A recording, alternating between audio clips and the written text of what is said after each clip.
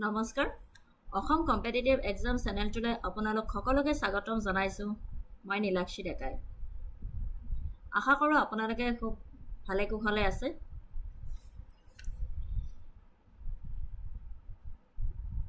Last Sunday September মাহৰ current affair খিনি বাকি সোৱা পাৰ্ট খিনি আনিছিলো মই কিন্তু কিবা এটা অসুবিধাৰ বাবে মই ভিডিওটো ডিলিট কৰি দিব লগা হ'ল তাৰ বাবে মই ক্ষমা খুজিছো আজি মই সেইখিনি পুনৰাই আপোনালোকৰ আগত ডিসকাশন কৰিবলৈ ওলাইছো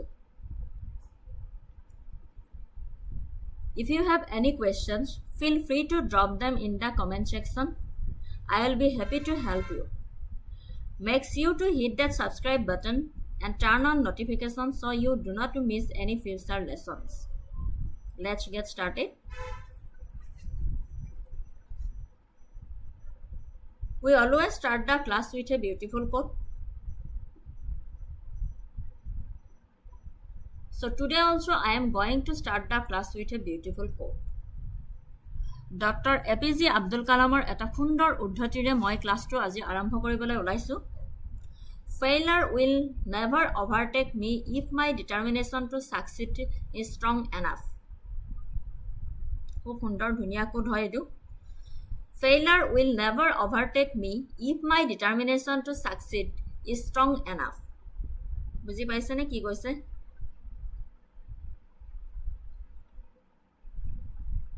This quote is saying that if one has enough determination to achieve success, failure will not be an outcome. সফলতা লাভৰ বাবে যদি কোনোবাই যথেষ্ট দৃঢ়তা ৰাখে তেন্তে বিফলতা কোনো ফলাফল নহব I agree with this quote because when one is determined, they do not have any intention of giving up until they have succeeded. যেতিয়া কোনোবাই দৃঢ় প্ৰতিজ্ঞা হয় তেতিয়া তেওঁলোকে সফল নোহোৱালৈকে হাৰ মানি যোৱাৰ কোনো উদ্দেশ্য নাথাকে বুজি পাইছে কম্পিটিটিভ এক্সাম যেহেতু প্ৰিপাৰেচন কৰি আছে সো এই উক্তিটো আপোনালোকৰ লগত যথেষ্ট খাতে কোনোবাই যদি দৃঢ় প্ৰতিজ্ঞা হয় তেতিয়া হলে তেওঁলোকে সফল নোহোৱালৈকে হাৰ মানি যোৱাৰ কোনো উদ্দেশ্য নাথাকে বুলি মই ভাবো বহুত ধুনীয়া সুন্দৰ গুণ নিজৰ লাইফৰ লগত এপ্লাই কৰিলে নিশ্চয় সফলতা লাভ কৰিব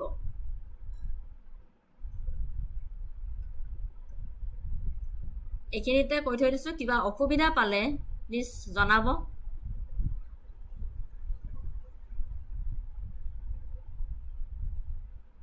Topic tulai goisu prothom topic tulai goisu Sanskriti Setu Assam's Cultural Legacy 2025 Sanskriti Setu Assam's Cultural Legacy 2025 is a flagship initiative launched by the Government of Assam's Department of Cultural Affairs Reportedly in September 2025 to comprehensively safeguard and promote the state's incredibly rich and diverse cultural legacy. Assam's cultural is a vibrant mosaic formed by centuries of amalgamation of various indigenous and ethnic communities, leaving behind a wealth of tangible heritage and intangible heritage. The mission is a timely technology-integrated response to the urgent threats posed by climate change, globalization, and rapid modernization. Sanskriti Setu অসমৰ সাংস্কৃতিক ঐতিহ্য সংৰক্ষণ অভিযান ৰাজ্যৰ চহকী আৰু বৈচিত্ৰ্যপূৰ্ণ সাংস্কৃতিক ঐতিহ্য সংৰক্ষণ প্ৰচাৰ আৰু সুৰক্ষাৰ লক্ষ্যৰে অসম চৰকাৰৰ এক প্ৰধান পদক্ষেপ সাংস্কৃতি সেতু আধুনিকৰণৰ সন্মুখত অসমৰ স্পষ্ট আৰু অস্পষ্ট দুইটা পৰম্পৰাৰ অপৰিসীম মূল্যক ই স্বীকৃতি দিছে বুজিব পাৰিছে ৰাজ্যৰ চহকী আৰু বৈচিত্ৰ্যপূৰ্ণ সাংস্কৃতিক ঐতিহ্য সংৰক্ষণ প্ৰচাৰ আৰু সুৰক্ষাৰ লক্ষ্যৰে অসম চৰকাৰৰ এক প্ৰধান পদক্ষেপ হৈছে সাংস্কৃতি সেতু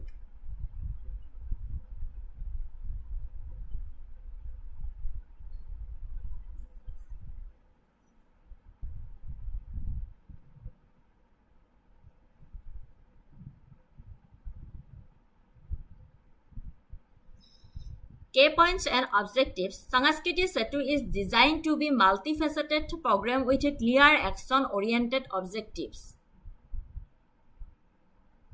Comprehensive scope, technology integration, youth participation, economic linkage. Objectives, preservation and restoration, documentation and digitization, promotion and dissemination, cultural tourism boost. মূল কেন্দ্ৰ আৰু লক্ষ্য হৈছে সংস্কৃতি সেতুৰ সামগ্ৰিক সংৰক্ষণ, অসমীয়া সংস্কৃতিৰ সম্পূৰ্ণতা ৰক্ষা কৰা, ভাষা পৰম্পৰাগত শিল্পকৰ্ম যেনে অসমৰ ৰেচম আৰু বাঁহৰ কাম, পৰিৱেশন কলা, উৎসৱ ঐতিহাসিক স্থান যেনে কীৰ্তিচিহ্ন মন্দিৰ আৰু ইয়াৰ অসংখ্য জনগোষ্ঠীৰ মৌখিক পৰম্পৰাক সামৰি লোৱাৰ ওপৰত গুৰুত্ব আৰোপ কৰা হৈছে। Second point হৈছে অস্পষ্ট ঐতিহ্য, ম্লান হৈ অহা পৰম্পৰা আৰু অস্পষ্ট সাংস্কৃতিক ঐতিহ্যক পুনৰুজ্জীৱিত কৰাৰ ওপৰত এটা ডাঙৰ গুৰুত্ব দিয়া হৈছে, য'ত লোকগীত, নৃত্য, আচাৰ অনুষ্ঠান আৰু অন্যান্য সম্প্ৰদায়ৰ পদ্ধতিসমূহ অন্তৰ্ভুক্ত কৰা হৈছে। সংস্কৃতি সেতুৰ মূল কেন্দ্ৰ আৰু লক্ষ্যসমূহ কৈ আছো মই। থাৰ্ড পইণ্টটো হৈছে নথিপত্ৰ আৰু গৱেষণা। ভৱিষ্যত প্ৰজন্মৰ বাবে এক বিস্তৃত তথ্যকোষ সৃষ্টি কৰিবলৈ আৰু সংৰক্ষণৰ প্ৰচেষ্টাত সহায় কৰিবলৈ এই অভিযানত সকলো সাংস্কৃতিক উপাদানৰ বিস্তৃত গৱেষণা আৰু নথিপত্ৰ জড়িত হৈ আছে।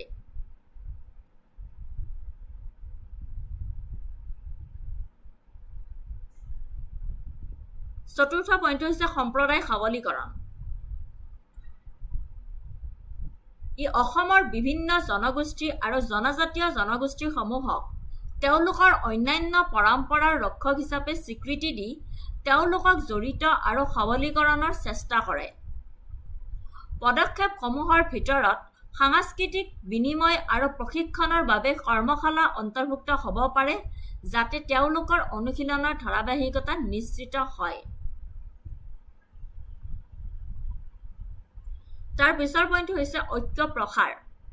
বিভিন্ন গোটৰ সাংস্কৃতিক বৈচিত্ৰ্যক উদযাপন কৰি সাংস্কৃতিক সেতুৰ লক্ষ্য হৈছে একতাৰ ভাৱ আৰু সামূহিক পৰিচয়।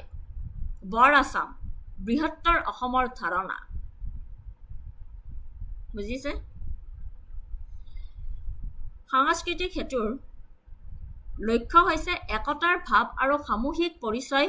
বৰ অসমৰ বৃহত্তৰ অসমৰ ধাৰণা।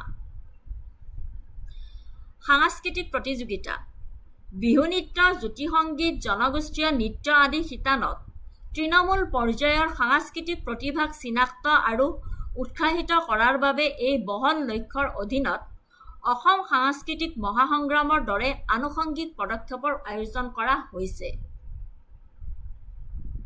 মূলতঃ ক'বলৈ গ'লে সাংস্কৃতিক সেতু হৈছে অসমৰ জীপাল সাংস্কৃতিক ট্ৰেপেষ্ট্ৰি, যাতে সুৰক্ষিত বুজা আৰু জনসাধাৰণৰ বাবে গৌৰৱ আৰু পৰিচয়ৰ উৎস হৈ থাকে, তাৰ বাবে অসম চৰকাৰৰ এক ব্যাপক প্ৰচেষ্টা। বুজিছেনে? সাংস্কৃতিক সেতু মূলতঃ হৈছে যে আমাৰ অসমৰ জীপাল সংস্কৃতিটোক যাতে সুৰক্ষিত বুজা আৰু জনসাধাৰণৰ বাবে গৌৰৱ আৰু পৰিচয়ৰ উৎস হৈ থাকে, তাৰ বাবে অসম চৰকাৰৰ এক ব্যাপক প্ৰচেষ্টা।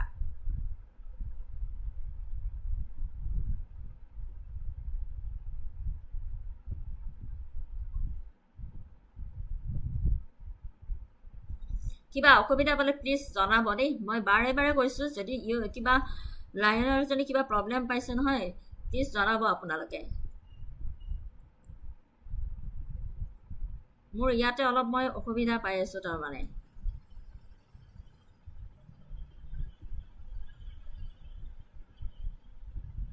Importance of the Sanskriti Setu: safeguarding identity, combating threats, socio-economic development, inclusivity. Challenges in Assam's cultural preservation: environmental threats, urbanization and modernization, erosion of tangible heritage, lack of formal documentation, commercialization and authenticity, scarcity of original materials. Describe কৰি দিছো আপোনালোকে পঢ়িলে বুজি পাব মূলত কবলৈ গলে মই এটো কৈছো যে সাংস্কৃতিক সেতু হৈছে অসমৰ জিপাল সংস্কৃতিটো সুৰক্ষিত বুজা আৰু জনসাধাৰণৰ বাবে গৌৰৱ আৰু পৰিচয়ৰ উৎস হৈ থাকে তাৰ বাবে অসম চৰকাৰৰ এক ব্যাপক প্ৰচেষ্টা আৰু এই মিছনটোৰ লক্ষ্য হৈছে একতাৰ ভাৱ আৰু সামূহিক পৰিচয় বৃহত্তৰ অসম গঢ়াৰ ধাৰণা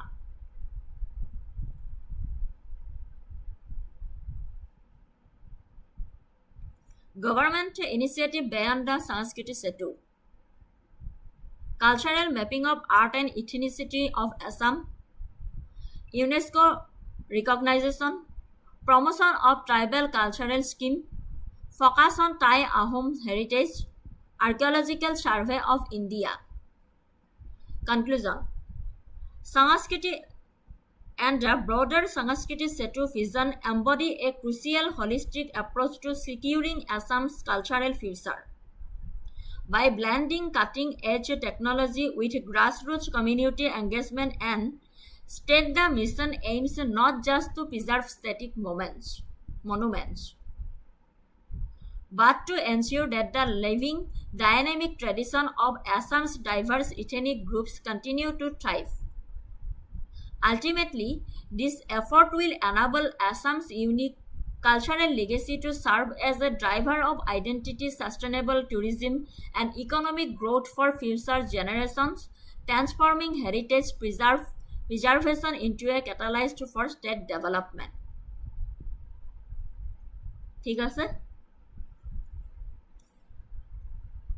সাংস্কৃতিক সেতুৰ ওপৰত এটা MCQ আনিছিলো Consider the following statements regarding Sanskrit Setu, a flagship initiative launched by the Government of Assam Departments of Cultural Affairs.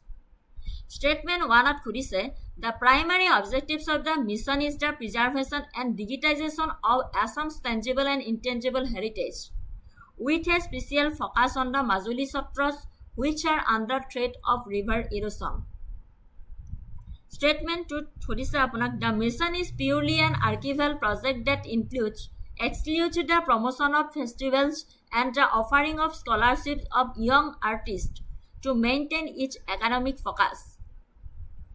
Third statement to Thudise a key component of the mission involves leveraging technology like artificial intelligence for heritage mapping and creating a digital repository of endangered folk traditions. The mission is designed to be self-sufficient and doesn't aim to link cultural preservation efforts with economic benefits such as promoting cultural tourism or boosting rural livelihoods. Which of the statements given above are correct?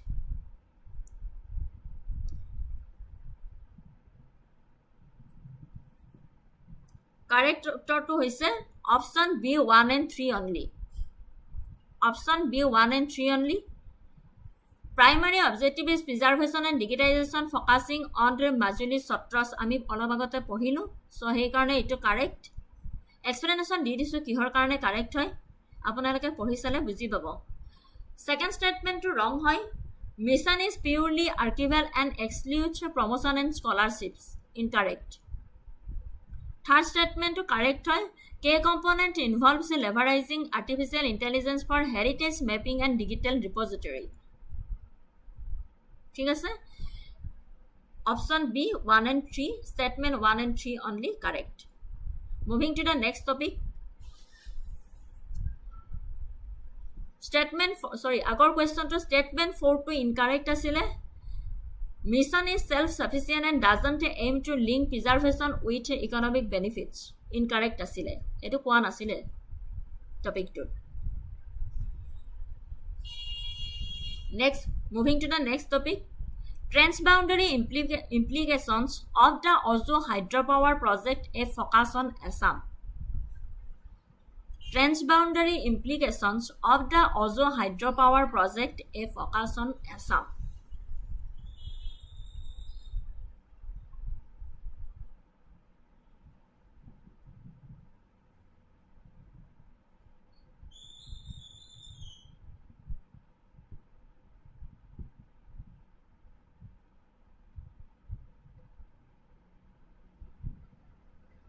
Introduction. The Ozo hydroelectric project recently granted environmental clearances by the Union government is a major run-of-the-river scheme proposed on the Subansiri River in the Upper Subansiri district of Arunachal Pradesh, close to the India-China border. With an estimated capacity of 2,220 megawatt, it is said to be one of India's largest hydropower projects. The Subansiri River is the largest right-bank tributary of the Brahmaputra, flowing directly into the plains of Assam. The project's location is a fragile, seismically active, and geologically sensitive Himalayan region means its consequences are not confined to the upstream state of Arunachal Pradesh, but extend significantly to the downstream areas of Assam, generating intense debate and opposition. Location on river Manot Rakhiba. The project is on the Subansiri River, a major tributary of the Brahmaputra in Arunachal Pradesh. It is the largest among a cascade of proposed dams in the Subansiri Basin.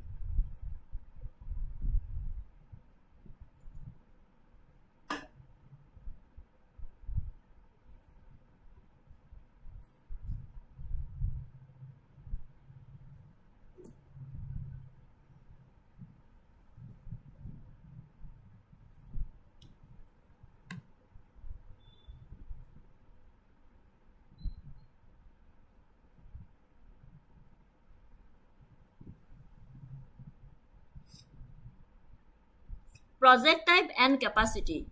It is a 2,220 megawatt run-of-the-river scheme with a daily peaking capability involving a 100-meter high concrete gravity dam. Transboundary nature. The primary impact is downstream on the densely populated floodplains of Assam, particularly in the Lakhimpur and Dhemaji district as the river enters the plains at Dolangmukh. Geopolitical significance. The project's proximity to the India-China border adds strategic dimensions, reinforcing India's control over water sources, resources, and infrastructure in frontier areas. অসমৰ ওপৰত অৰুণাচল প্ৰদেশৰ সুবনখিৰি নদীত উজু জলবিদ্যুৎ প্ৰকল্প 2,222 মেগাৱাটৰ প্ৰস্তাৱ। যিহেতু সুবনখিৰি ব্ৰহ্মপুত্ৰ নদীৰ সৰ্ববৃহৎ সোঁপাৰৰ উপনৈ, মনত আছেনে? ব্ৰহ্মপুত্ৰ নদীৰ সোঁপাৰৰ উপনৈ সুবনখিৰি আৰু অসমৰ বাবে ই এক প্ৰধান জীৱন ৰেখা। গতিকে এই প্ৰকল্পৰ সীমা অতিক্ৰম কৰি উল্লেখযোগ্য প্ৰভাৱ আছে। অৰ্থাৎ অৰুণাচল প্ৰদেশৰ পৰা অসমৰ তলৰ সমভূমিলৈ ৰাজনৈতিক সীমা অতিক্ৰম কৰা প্ৰভাৱ।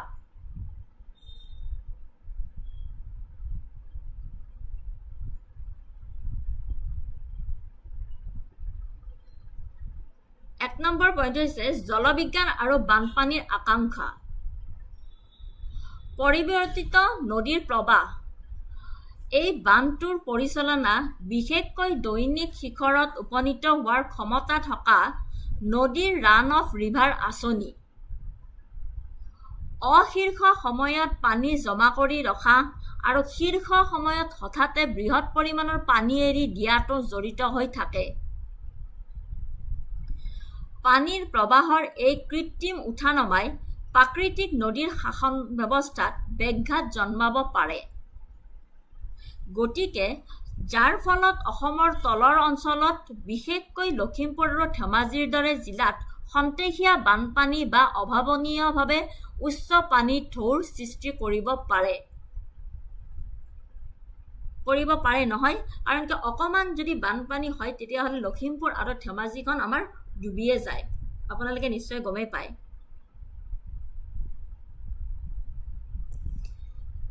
ছেকেণ্ড পইণ্টটো হৈছে পলসৰ ভাৰসাম্যহীনতা। বান্ধটোৱে বিপুল পৰিমাণৰ পলি আৰু পলস নিৰ্মাণৰ সময়ত মগ বুলি কোৱা হয়। পলি আৰু পলস আবদ্ধ কৰাৰ সম্ভাৱনা আছে। অসমলৈ বৈ অহা প্ৰাকৃতিক পলসৰ বোজা কমি গ'লে নদীৰ তলৰ অৱক্ষয় হ'ব পাৰে। আনহাতে আবদ্ধ পলসৰ হঠাৎ মুক্তি, যাক ফ্লাছিং বুলি কোৱা হয়, ভৈয়ামৰ কৃষি আৰু নদীৰ পৰিৱেশ বিজ্ঞানৰ বাবে ভয়াৱহ হ'ব পাৰে। 3 নম্বৰ পইণ্টটো হৈছে ভূমিকম্পীয় আৰু GLOF বিপদ। সোৱণশিৰি অৱবাহিকা ভূমিকম্পীয় অঞ্চল পঞ্চমৰ অন্তৰ্গত অতি দুৰ্বল। ভূতাত্ত্বিকভাৱে ভংগুৰ এই অঞ্চলটোত বৃহৎ বানপানীৰ ফলত বৃহৎ ভূমিকম্পৰ সৃষ্টি হ'লে গঠনটোৰ অখণ্ডতাৰ বিষয়ে চিন্তাৰ সৃষ্টি হয়। তদুপৰি ঊৰ্ধ্বমুখী হ্ৰদৰ পৰা হিমবাহ হ্ৰদ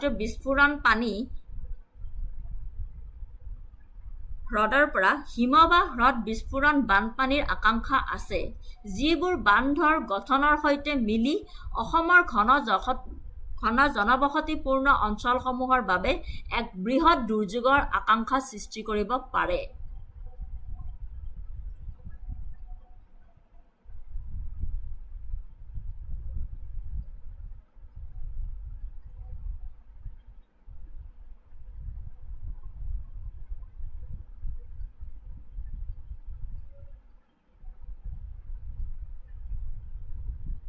পৰিৱেশ আৰু জীৱিকাৰ প্ৰভাৱ। নদীৰ পৰিৱেশ তন্ত্ৰৰ প্ৰভাৱ। পানীৰ প্ৰৱাহ, উষ্ণতা, পলসৰ পৰিৱৰ্তনে সোৱণশিৰিৰ জলজ জীৱ বৈচিত্ৰ্যত ভয়াৱহ প্ৰভাৱ পেলাব পাৰে, য'ত বাণিজ্যিক আৰু সাংস্কৃতিকভাৱে গুৰুত্বপূৰ্ণ মাছৰ প্ৰজাতিসমূহ অন্তৰ্ভুক্ত আছে। ইয়াৰ পোনপটীয়া প্ৰভাৱ পৰে অসমৰ মাছমৰীয়া জনগোষ্ঠীসমূহৰ ওপৰত, যিসকলে জীৱিকাৰ বাবে নদীখনৰ ওপৰত নিৰ্ভৰশীল কৰি আছে।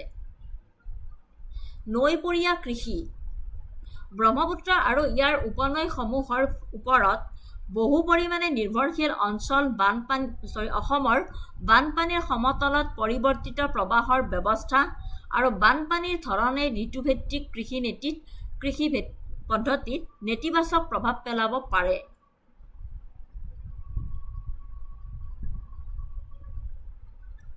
ক্ৰমবৰ্ধমান প্ৰভাৱ। অজু প্ৰকল্পটো সোৱণশিৰি অৱবাহিকাত বহুতো প্ৰস্তাৱিত বা নিৰ্মাণত মথাউৰিৰ ভিতৰত এটা বুলি ক'ব পাৰোঁ। অসমৰ পৰিৱেশ গোষ্ঠীসমূহে যুক্তি আগবঢ়াইছে যে নদীখনৰ পৰিৱেশ বিজ্ঞান, জলবিজ্ঞান আৰু বানপানীৰ গতিবিদ্যাৰ ওপৰত এই কেস্কেড প্ৰকল্পসমূহৰ ক্ৰমবৰ্ধমান প্ৰভাৱৰ পৰ্যাপ্ত মূল্যায়ন বা লাঘৱ হোৱা নাই। এই উজু প্ৰকল্পই উত্তৰ-পূব ভাৰতৰ উন্নয়নৰ এটা কেন্দ্ৰীয় বিষয়ক উজ্জ্বল কৰি তুলিছে। শক্তি সুৰক্ষা আৰু পৰিৱেশ আৰু আৰ্থ-সামাজিক সুৰক্ষাৰ মাজৰ সংঘাত।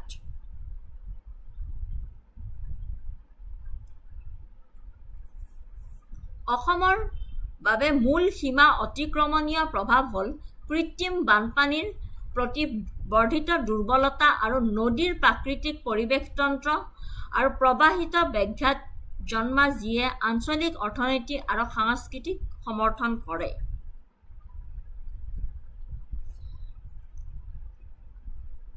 Importance of the project for regional and national development, energy security, strategic leverage, regional economy. Challenges and concerns: safety and geological risks, seismic vulnerability, যেহেতু অসম seismic জোনত 5ত পৰে,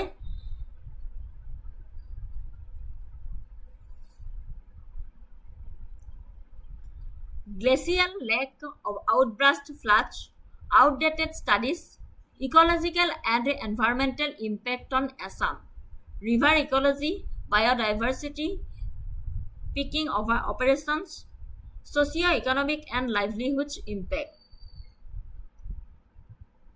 downstream livelihoods, mark disposal. and ইয়াৰ কাৰণে গভৰ্ণমেণ্টে ইনিচিয়েটিভ লৈছে GLOF integration, early warning system, environmental flows, post-commissioning study, general hydro policy support.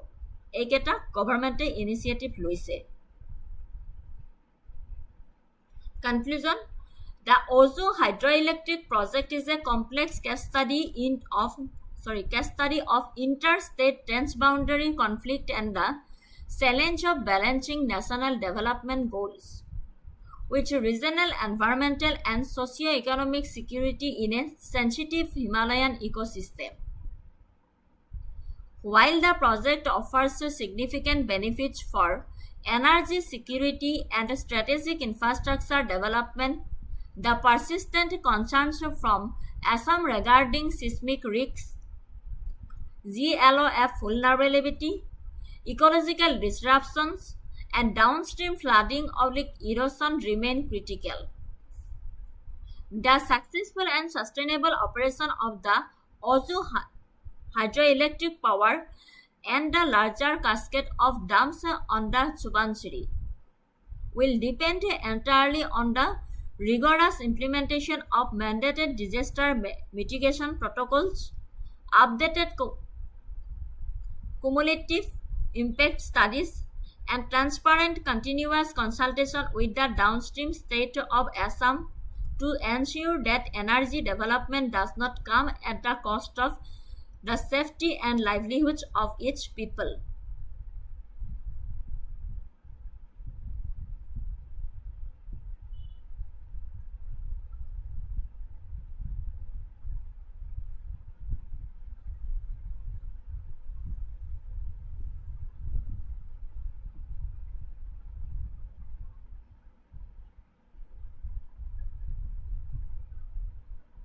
ঠিক আছে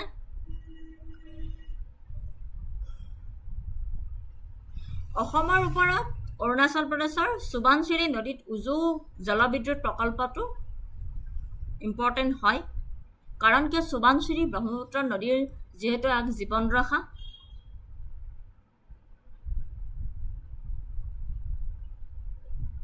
গতিকে এই প্ৰকল্পৰ সীমা অতিক্ৰম কৰি উল্লেখযোগ্য প্ৰভাৱ আছে আৰু অৰুণাচল প্ৰদেশৰ পৰা অসমৰ তলৰ সমভূমিলৈ ৰাজনৈতিক সীমা অতিক্ৰম কৰাটো প্ৰভাৱ আছে সেয়েহে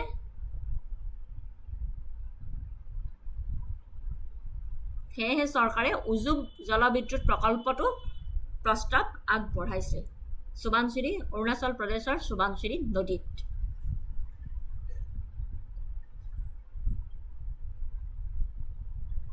ইয়াৰ ওপৰত এটা কোৱেশ্চন আনিছিলো with reference to the Ozu hydroelectric project proposed on the Subansiri River in Arunachal Pradesh and its potential transboundary impact on Assam, consider the following statements.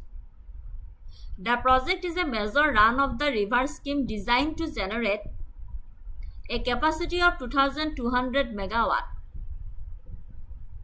Second statement to say, Assam's primary concern stems from the project's location in seismic zone 5 and the potential for increased risks of glacial lake outburst floods in the downstream areas. Third number pointed statement the project is likely to increase sedimental load in the downstream floodplains of Assam, leading to increased riverbed elevation and severe bank erosion.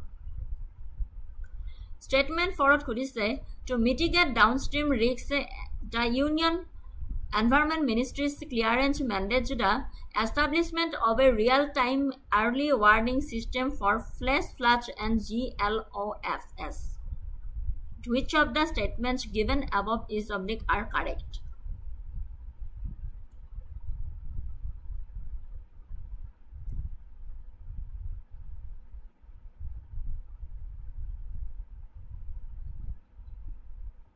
Correct শুদ্ধ উত্তৰটো হ'ল option B 1, 2 and 4 only.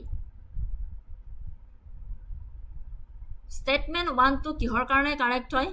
The Ozu hydroelectric power is indeed a major run-of-the-river project with a cleared capacity of 2,200 megawatt. এটো আমি পালো।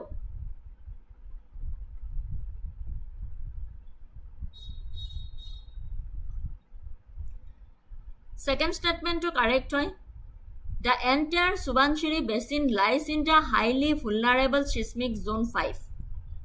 GLOF risks, flash floods and dam failure are key concerns for Assam, which is located immediately downstream. Third statement to incorrect হয়, কিহৰ কাৰণে explanation দিছো, large storage dams trap the natural river sediment, silt, sand and gravel in the reservoir. This leads to reduced clean water discharge downstream, which in turn causes increased scoring rather than an increase in deposition. Increased deposition is a concern for projects without a large storage or due to massive upstream landslides. But the primary ecological impact of a major dam is the reduction of sediment. Statement 4 to correct হয়, to mitigate downstream risks, the Union Environment Ministry's clearance mandates the establishment of a real-time early warning system for flash floods and GLOFs. Correct? এটো আমি পালো এইমাত্ৰ। The expert appraisal committee specifically directed the developer to include GLOF scenarios in design, establish real-time EWS, and the conduct community preparedness drills.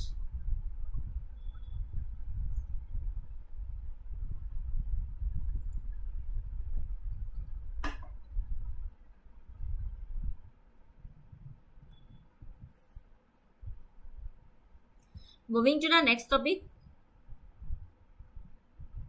State Cabinet clears a climate resilience fund for Assam. State Cabinet clears climate resilience fund for Assam. Introduction. The Climate Resilience Fund in Assam is a governmental initiative, often a dedicated financial corpus established to finance projects and activities focused on climate change adaptation and mitigation. It represents a strategic pivot towards a more sustainable and resilient development path for the state, which is severely affected by the annual monsoon cycle and rising climate risks. The fund is designed to ensure that adequate resources are ring-fenced for long-term ecological and infrastructural protection, moving beyond just immediate disaster relief.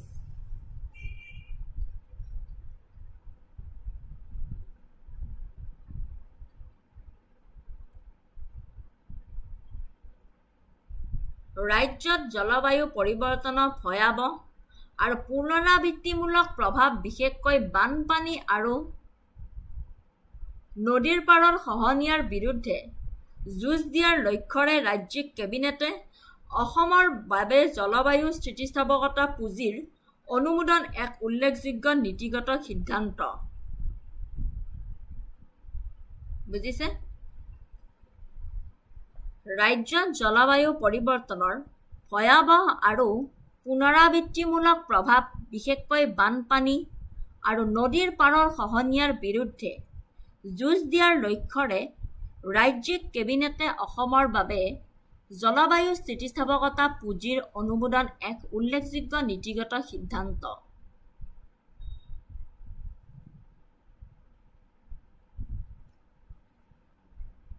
Purpose: Finance adaptation measures, promotion mitigation strategies,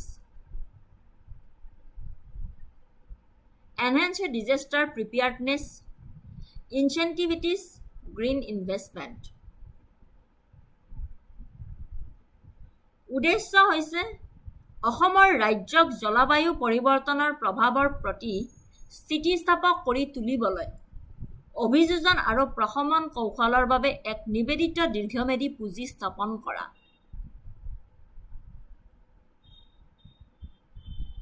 বুজিছেনে?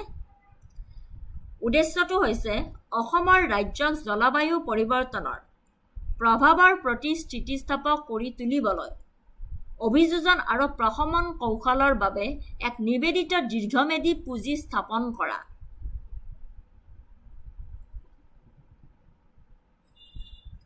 Importance for Assam: high vulnerability, socio-economic impact, erosion risks, urban flooding.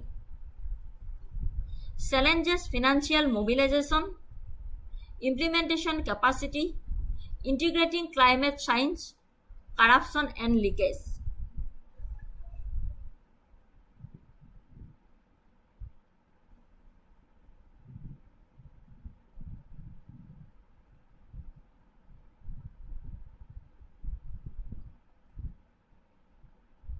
প্ৰয়োজন কিহৰ কাৰণে?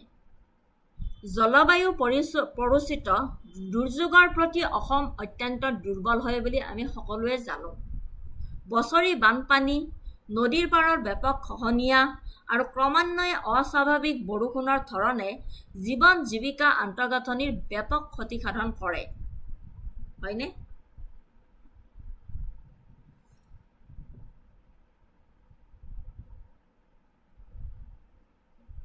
কাৰ্য: এই পুঁজিয়ে নিৰ্দিষ্ট প্ৰকল্প আৰু কাৰ্যসূচীৰ বাবে বিত্তীয় সাহায্য প্ৰদান কৰিব বুলি আশা কৰা হৈছে, যেনে বান আৰু খহনীয়া ব্যৱস্থাপনা, জলবায়ু স্থিতিস্থাপক মথাউৰি নিৰ্মাণ, খহনীয়া প্ৰতিৰোধী কাম আৰু বৰ্ধিত নিষ্কাশন ব্যৱস্থা। পৰিৱেশ তন্ত্ৰ পুনৰুদ্ধাৰ: জলাশয়ৰ সজীৱতা যেনে বিল, বনানীকৰণৰ ড্ৰাইভ আৰু জৈৱ বৈচিত্ৰ্য সুৰক্ষিত কৰা।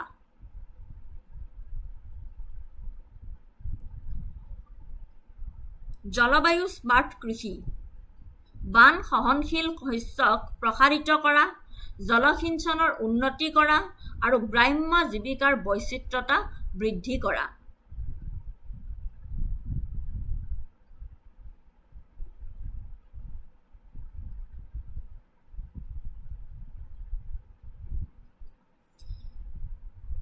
ৰাজ্যত জলবায়ু পৰিৱৰ্তনৰ ভয়াৱহ আৰু পুনৰাবৃত্তিমূলক প্ৰভাৱ, বিশেষকৈ বানপানী আৰু নদীৰ পাৰৰ খহনীয়াৰ বিৰুদ্ধে চৰকাৰে যুঁজ দিয়াৰ উদ্দেশ্যৰে কিছুমান কাৰ্য হাতত লৈছে। সেইকেইটাৰ বিষয়ে মই কৈ আছো আপোনালোকক। বান আৰু খহনীয়া ব্যৱস্থাপনা, পৰিৱেশ তন্ত্ৰ পুনৰুদ্ধাৰ, জলবায়ু স্মাৰ্ট কৃষি, আন্তঃগাঁথনি, দুৰ্যোগ প্ৰতিৰোধী ৰাজহুৱা আন্তঃগাঁথনি যেনে ৰাস্তা, দলং, গৃহ নিৰ্মাণ ব্যৱস্থা। উদ্ভাৱন: সেউজ প্ৰযুক্তি আৰু আগতীয়া সতৰ্কবাণী ব্যৱস্থাৰ অনুসন্ধান আৰু বিকাশ ৰূপায়ণত সহায় কৰা। বুজিব পাৰিছে? ৰাজ্য চৰকাৰে কিছুমান কাৰ্য হাতত লৈছিলে। এই বানপানী আৰু নদীৰ পাৰৰ খহনীয়াৰ বিৰুদ্ধে যুঁজ দিয়াৰ লক্ষ্যৰে যিটো পুঁজি অনুমোদন কৰিছে, দীৰ্ঘম্যাদী পুঁজি স্থাপন কৰিছে, তাৰে কাৰ্য কিছুমান হাতত লৈছিলে। তাৰে এইকেইটা ক'লো মই মাত্ৰ, যে বানপানী আৰু খহনীয়া ব্যৱস্থাপনা হাতত লৈছে, পৰিৱেশ তন্ত্ৰ পুনৰুদ্ধাৰৰ হাতত লৈছে, জলবায়ু স্মাৰ্ট কৃষি যেনে বান সহনশীল শস্যক প্ৰসাৰিত কৰা, জলসিঞ্চনৰ উন্নতি কৰিব লাগিব, গ্ৰাম্য জীৱিকাৰ বৈচিত্ৰ্যতা বৃদ্ধি কৰিব লাগিব, আৰু আন্তঃগাঁথনি, দুৰ্যোগ প্ৰতিৰোধী ৰাজহুৱা আন্তঃগাঁথনি যেনে ৰাজ্যৰ ৰাস্তা, দলং, গৃহ নিৰ্মাণৰ ব্যৱস্থা কাৰ্য হাতত ল'ব লাগিব ডেভেলপমেণ্টৰ কাৰণে। উদ্ভাৱন: সেউজ প্ৰযুক্তি আৰু আগতীয়া সতৰ্কবাণী ব্যৱস্থাৰ অনুসন্ধান, বিকাশ আৰু ৰূপায়ণত সহায় কৰা। আৰু ইয়াৰে তাৎপৰ্যপূৰ্ণ ছিগনিফিকেন্সটো হৈছে যে ই জলবায়ু পৰিৱৰ্তনৰ সৈতে মোকাবিলা কৰিবলৈ এক নিবেদিত বিত্তীয় ব্যৱস্থা আনুষ্ঠানিক কৰিছে।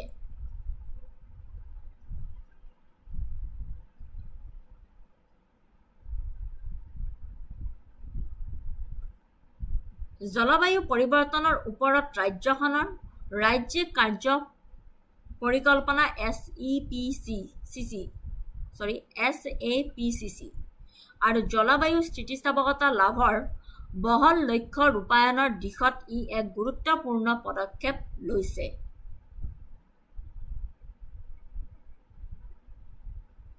ই বৃহৎ পৰিসৰৰ ৰাষ্ট্ৰীয় আৰু আন্তঃৰাষ্ট্ৰীয় জলবায়ু বিত্তীয় সাহায্য আকৰ্ষণ আৰু পৰিচালনা কৰাত সহায় কৰে, যেনে ADB বা বিশ্ব বেংকৰ দৰে প্ৰতিষ্ঠানৰ পৰা।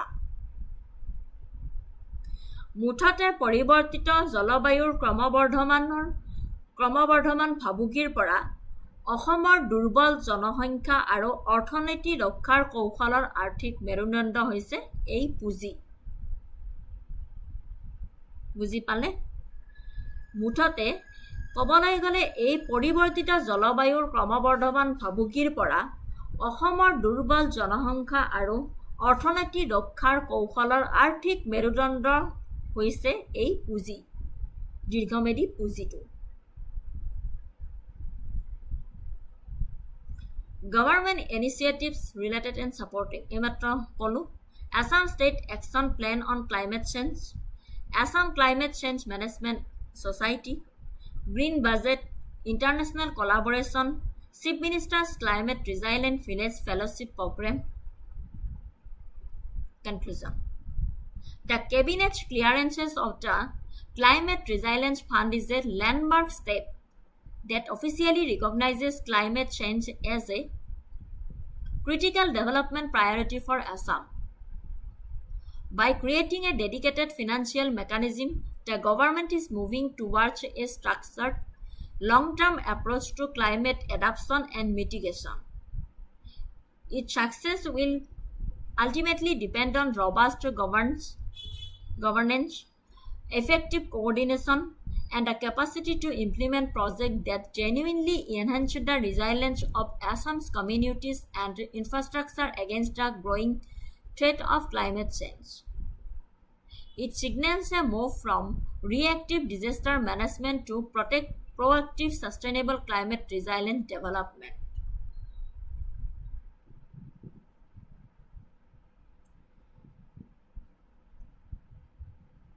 MCQ. With reference to the Climate Resilience Fund cleared by the Assam Cabinet, consider the following statements. Statement 1. The primary objectives of the fund is to finance structural measures like the construction of embankments and flood protection walls.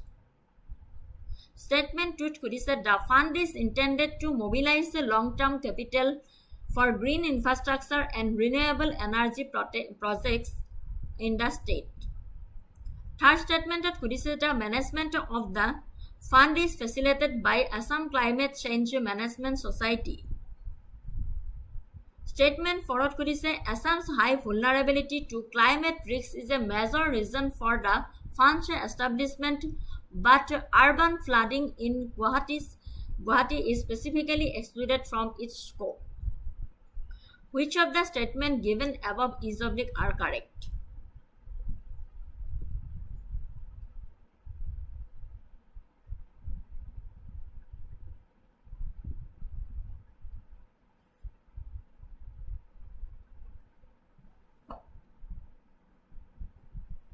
Correct answer hol option B, 2 and 3 only.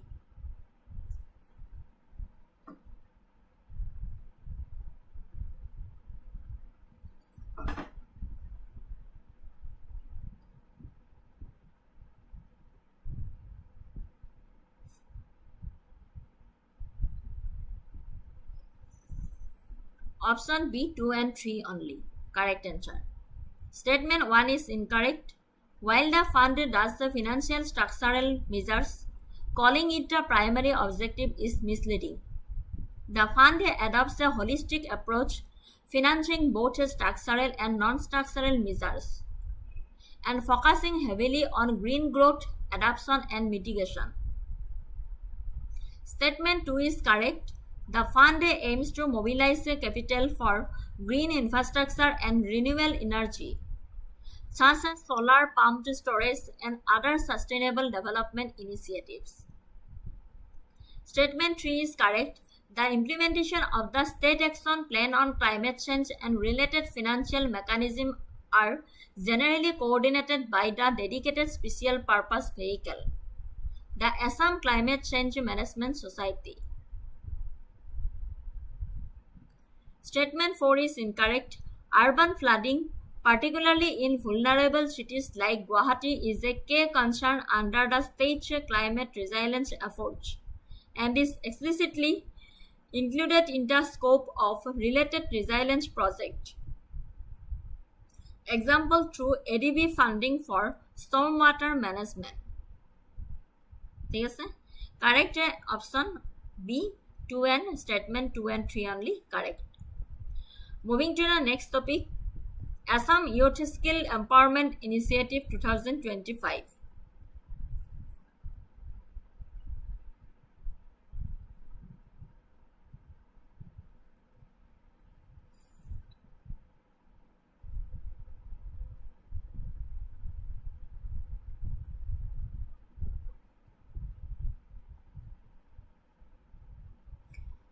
Assam Youth Skill Empowerment Initiative 2025. The state of Assam, like the rest of India, faces the dual challenge of a large young population and a significant skill gap, leading to educated unemployment. An initiative like the Assam Youth Skill Empowerment Initiative is conceived as a flagship umbrella program designed to comprehensively address these issues by creating a robust and industry-aligned skill ecosystems. The primary goal is to transform the demographic divide into economic strength by providing job-ready skills and fostering a culture of entrepreneurship among the youth. This initiative is often implemented under the Assam Skill Development Mission and focuses on convergence with various central government schemes like the Pradhan Mantri Kaushal Vikas Yojana and state flagship programs like Savim for entrepreneurship support. Key points and components of the scheme.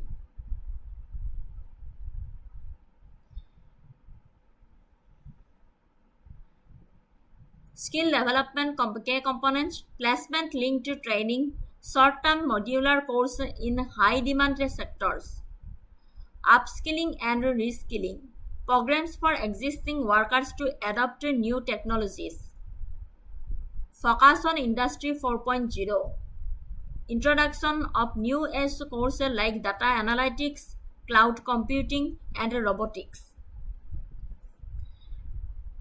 Entrepreneurship key components: financial assistance, providing seed money, subsidies or low-interest term loans to first-time entrepreneurs and self-help groups. Mentorship and incubation, setting up entrepreneurship development centers and providing mentorship from industry experts. Market linkage, assisting entrepreneurs in connecting with larger markets including e-commerce platforms. Employment placement key components: job fairs and career guidance, organizing regular job fairs and establishing model career centers for vocational guidance. Apprenticeship promotion, incentivizing companies to hire apprentices, providing hands-on experience. Global opportunities, skilling youth for international job markets, especially in sectors with high global demand.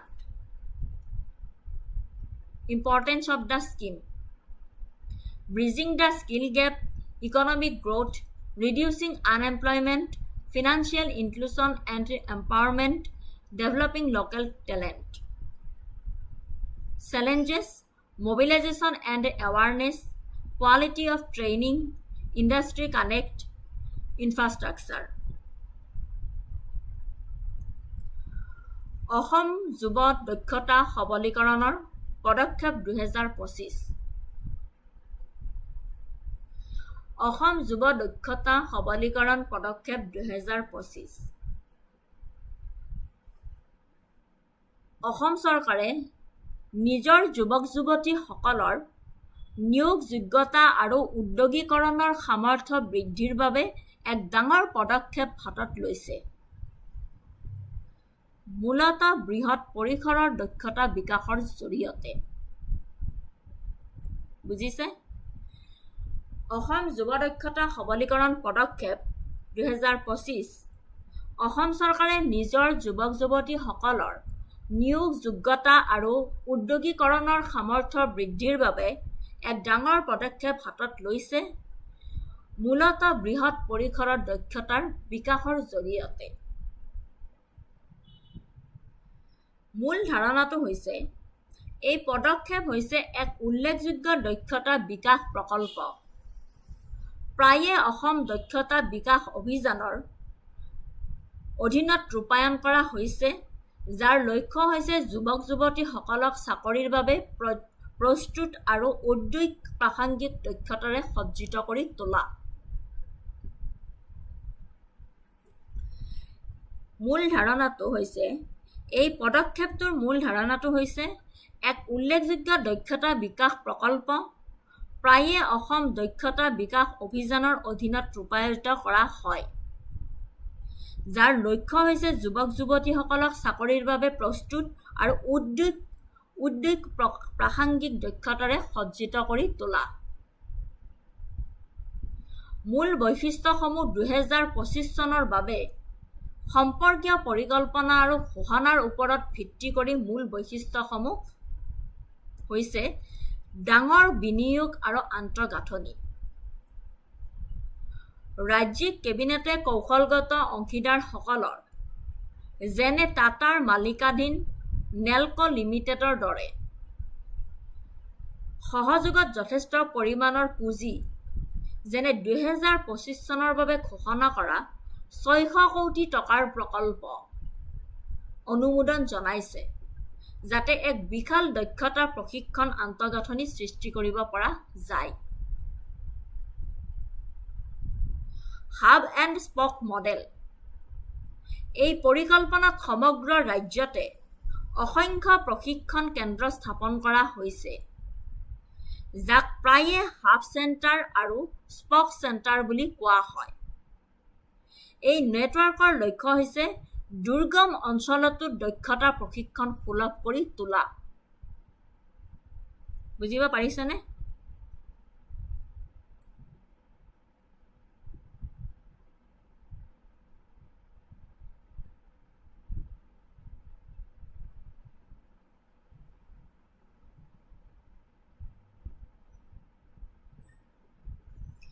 চাকৰিমুখী প্ৰশিক্ষণ কাৰ্যসূচীসমূহে অধিক চাহিদা থকা খণ্ডসমূহৰ ওপৰত গুৰুত্ব আৰোপ কৰে যেনে কৃষি আৰু খাদ্য প্ৰক্ৰিয়াকৰণ বস্ত্ৰ আৰু পোছাক আতিথ্য আৰু পৰ্যটন নিৰ্মাণ আৰু অটোমেটিভ IT আৰু ডিজিটেল দক্ষতা প্লেচমেণ্ট লিংকেজ এই প্লেচমেণ্ট লিংকেজৰ লক্ষ্য হৈছে placement link to skill development training যাতে প্ৰশিক্ষিত যুৱক যুৱতীসকলে বিদেশত সম্ভাৱ্য সুযোগকে ধৰি সুস্থিৰ নিয়োগ লাভ কৰে উদ্যোগীকৰণৰ গুৰুত্ব নতুন উদ্যোগ আৰম্ভ কৰাৰ বাবে প্ৰশিক্ষণ সহায় অনুদান প্ৰদান কৰি উদ্যোগীকৰণক প্ৰসাৰিত কৰাৰ বাবেও এই পদক্ষেপৰ ডিজাইন কৰা হৈছে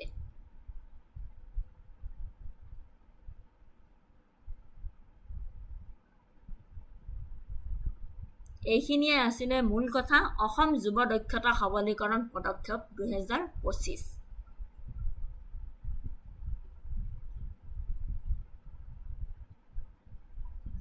Government initiatives ASDM and related programs ASDM Assam Skill Development Management Placement Linked to Skill Development Training Program Upgrade of ITIs and polytechnics, Swabhim Yojana, Doxa App, Skill City Project. এইকেইটা গভৰ্ণমেণ্টে initiative হাতত লৈছে। Conclusion: The Assam Youth Skill Empowerment Initiative, conceptualized within the broad framework of ASDM and Swabhim,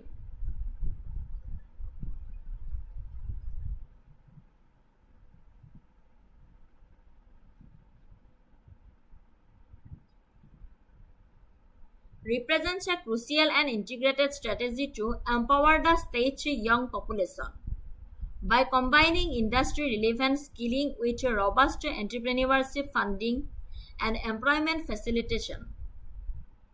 The scheme is essential for achieving sustainable economic development and social stability in Assam. Success hinges on rigorous monitoring, strong industry collaboration, and adapting the training to the rapidly evolving demands of the global and local job market.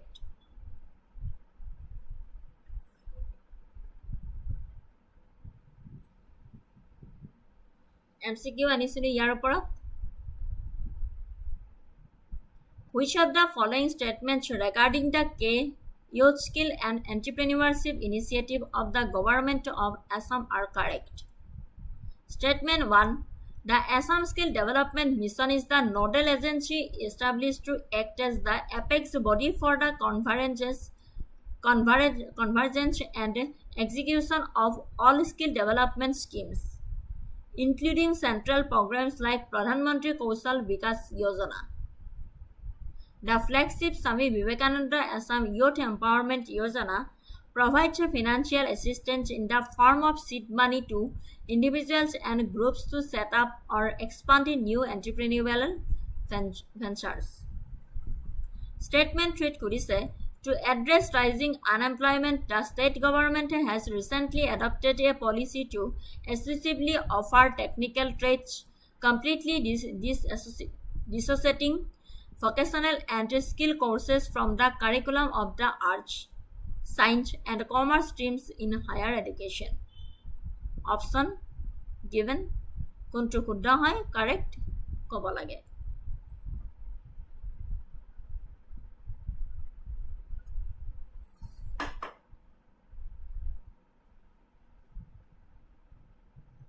So কলম নকৰি আমি শুদ্ধ উত্তৰটি চাওঁ। Option C, Statement 1 and 2 are correct. Statement 1 is correct. ASDM is indeed the apex body for all skill initiatives in Assam, ensuring coordination and implementation of both state and central schemes.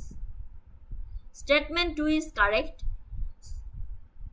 Swabhim is a major scheme dedicated to providing financial support to empower youth towards self-employment and entrepreneurship. Statement 3 is incorrect, false. The recent and ongoing trend in Assam education reform is the integration of skill courses into arts, science, and commerce streams, and not their exclusion, to make graduates more industry ready. ঠিক আছে? Option C, statement 1 and 2 are correct. Moving to the next topic. Fogeshwar Barua National Sports Awards. Fogeshwar Barua National Sports Awards.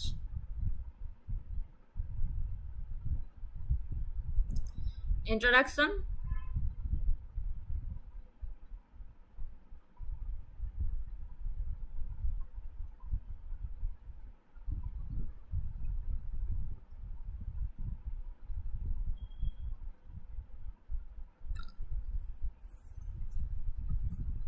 The inauguration of the Fogeshwar Barua National Sports Award marks a significant moment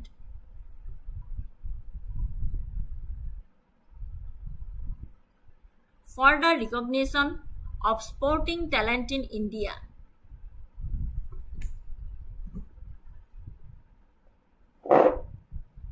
Particularly as it emanates from the state of Assam. Instituted by the Assam Olympic Association, this prestigious award honors The legacy of legendary Assamese athlete and Arjuna awardee Bhogeshwar Barua, who was the first Assamese to win an Asian Games gold medal by creating national and state categories across best sportsperson, emerging player, and lifetime achievement. The award seeks to acknowledge both established stars and promising young athletes, fostering a culture of sporting excellence. The choice of the first recipients, including Olympic medalist Manu Bhaker, Best Sportsperson National, football icon Sunil Shetty, Lifetime Achievement National, immediately establishes the award's high national standing and commitment to celebrating high achieving Indian athletes. Now, what is the Bhogeshwar Barua National Sports Award? Institution. The award was instituted by the Assam Olympic Association. উদ্দেশ্যটো হৈছে it aims to celebrate and honor the achievements of exceptional sportsperson at both the national and state levels. Namesake. The award is named after Bhogeshwar Barua, a legendary figure in Assamese sports. Bhogeshwar Baruar বিষয়ে আমি সকলোৱে জানো, নজনা কোনোৱে নাই. He was the first Assamese athlete to win a gold medal at the Asian Games. He was also the first Assamese sportsperson to receive the prestigious Arjuna Award 1966. Sonto monot rakhibo.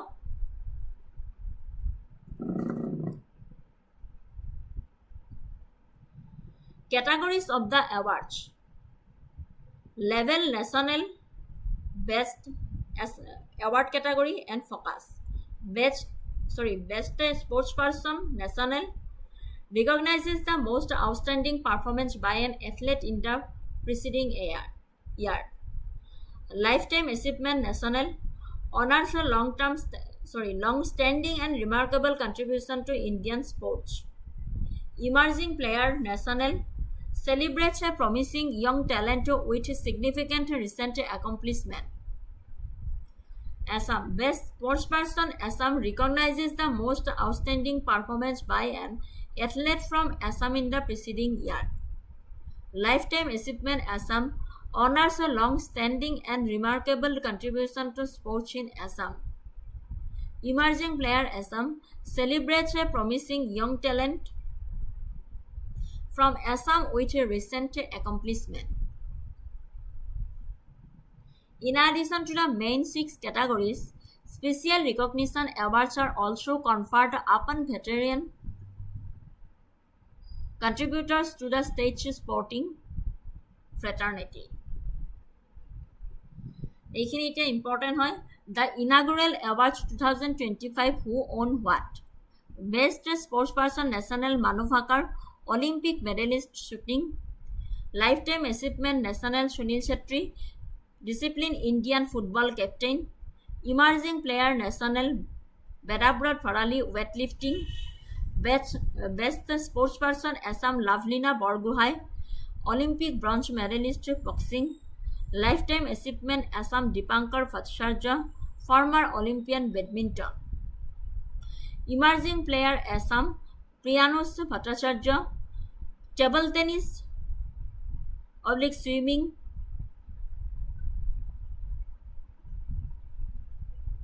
Table tennis / swimming. মনত ৰাখিব এইখিনি. Other related measures and changes. Infrastructure and development, institutional growth, integration. Significance and implications.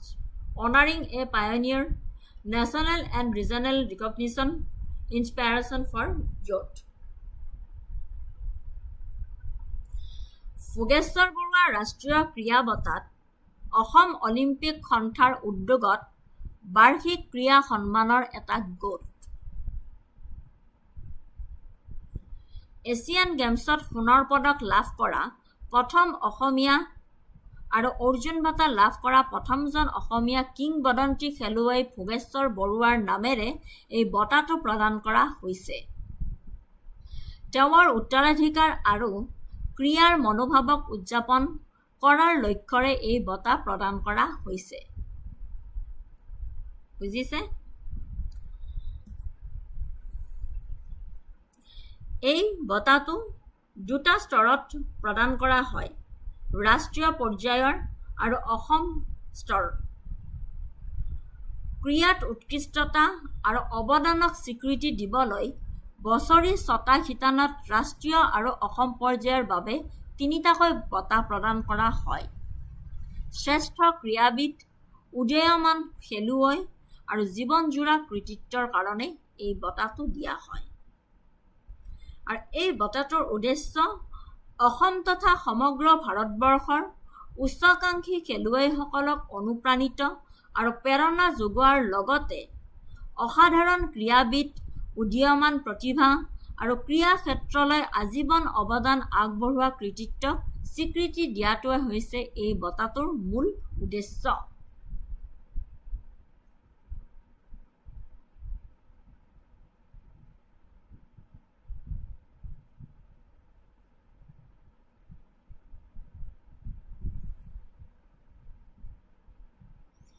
Conclusion: The Bhogeshwar Barua National Sports Awards 2025 is a pivotal initiative by the Assam Olympic Association to institute a comprehensive annual sports recognition program. By honoring the legacy of Bhogeshwar Barua, the award successfully celebrates national legends like Sunil Chhetri and Manu Bhaker, while simultaneously recognizing and nurturing the immense talent emerging from Assam, such as Lavlina Borgohai and Vedabrat Thorali. The award is designed to be a significant annual event that drives motivations, acknowledges excellence, and supports the broader effort to make Assam a major contributor to India's sporting success.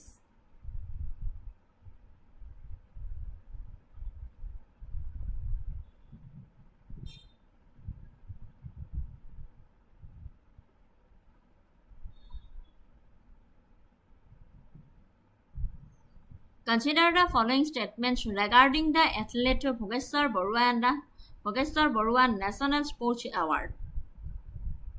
Statement 1 at Kudise, Bhogeshwar Barua was the first sportsperson from Assam to win a gold medal in the Asian Games, achieving this feat in the 1966 Bangkok Games in the 800-meter running event.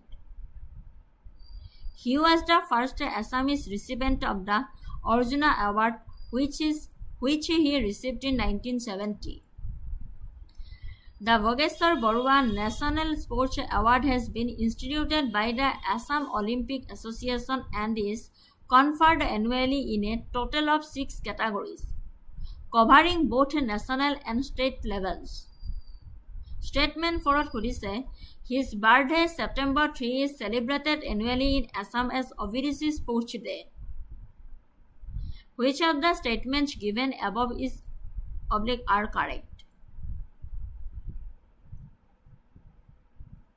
শুদ্ধ উত্তৰটো হ'ল option B, statement 1, 3 and 4 only. Statement 1 to correct হয়. He is universally acknowledged as the first Assamese athlete to win an international gold, which he did in the 800 meter at the 1966 Asian Games in Bangkok. Statement 2 to incorrect হয়. While he was first Assamese to receive the Arjuna Award, he received it in 1966, the same year as his Asian Games gold and not in 1970. সেইকাৰণে statement 2 to incorrect হয়. Statement 3 to correct.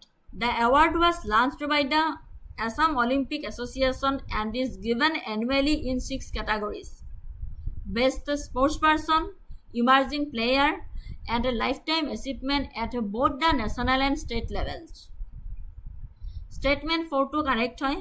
September 3 is celebrated as Ovidusi Sports Day in Assam to honor his contribution to sports. ঠিক আছে? Moving to the next topic. এটিতো সকলোৱে জানেই।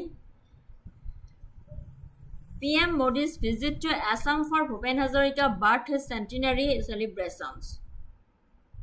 PM Modi's visit to Assam for Bhupen Hazarika's birth centenary celebration.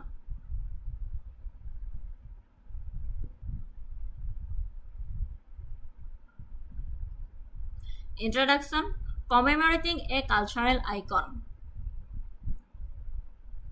The visit of Prime Minister Narendra Modi to Assam was a significant event centered on paying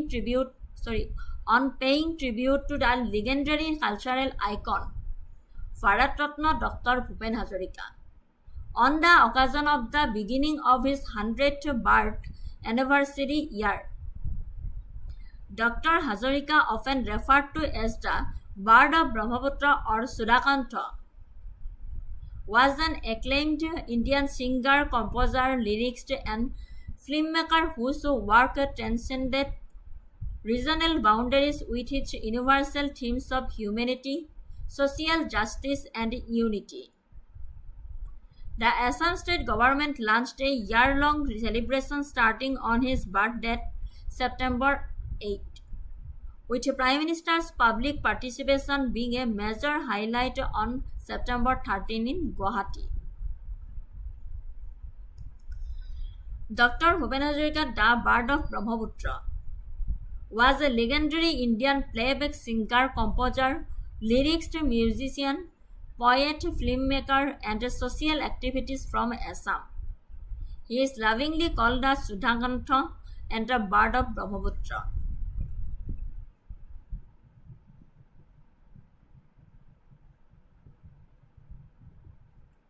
সততে Brahmaputra bird বুলি কোৱা কিংবদন্তি গায়ক, সুৰকাৰ, চলচ্চিত্ৰ নিৰ্মাতা ভাৰতৰত্ন ডক্টৰ ভূপেন হাজৰিকাৰ শততম জন্মজয়ন্তী অনুষ্ঠানত অংশগ্ৰহণ কৰিবলৈ অসম ভ্ৰমণ কৰিছিল প্ৰধানমন্ত্ৰী মোদীয়ে। অনুষ্ঠান 1926 চনৰ 8 ছেপ্টেম্বৰত জন্ম তাৰিখ ডক্টৰ ভূপেন হাজৰিকাৰ জন্ম শতবাৰ্ষিকী উপলক্ষে উদযাপন। স্থান: প্ৰধানমন্ত্ৰী ডাঙৰীয়া অংশগ্ৰহণ কৰা মূল অনুষ্ঠানটো আছিল অসমৰ গুৱাহাটীত। শ্ৰদ্ধাঞ্জলি আৰু উন্মোচন: হাজৰিকাক শ্ৰদ্ধাঞ্জলি জ্ঞাপন কৰি ঐক্যৰ প্ৰসাৰৰ বাবে তেওঁৰ গীত আৰু এক ভাৰত শ্ৰেষ্ঠ ভাৰতৰ প্ৰশংসা কৰে।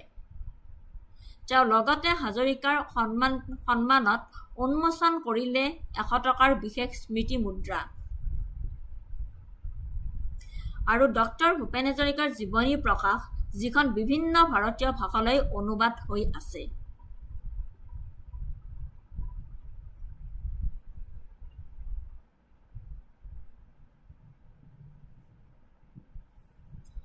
Significance: his immense contribution to music and culture, particularly in Assam, West Bengal, Bangladesh, is marked by themes of humanity, social justice, universal brotherhood, and unity in diversity. His song resonated with the common man, giving voice to the struggles of farmers, laborers, and marginalized communities. National recognition: he was posthumously conferred India's highest civilian award, Bharat Ratna. Iconic work: his most famous songs such as Manuhe Manuhor Babe and Bistirno Parare are considered masterpieces for their philosophical depth and social message. The PM's program and tributes. Though Dr. Hazarika's birthday is on September 8, the main ceremonial event was scheduled for a 2-day visit beginning on September 13. Honoring the Masterio,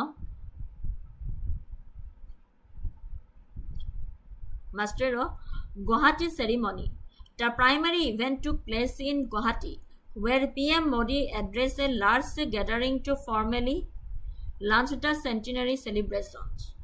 Musical tributes. The ceremony featured a grand cultural performance including an 18-minute musical tribute by around 1,200 artists who performed the medley of Hazarika's evergreen songs. এটো মনত ৰাখিব 1,200 artist একেলগে গাইছিলে Commemorative release. As a mark of national respect, the Prime Minister released a commemorative coin of ₹100 in honor of Dr. Hazarika. Inaugurated and released a biography on the music maestro titled Bharat Ratna Bhupen Hazarika, which is planned to be translated into all major Indian languages.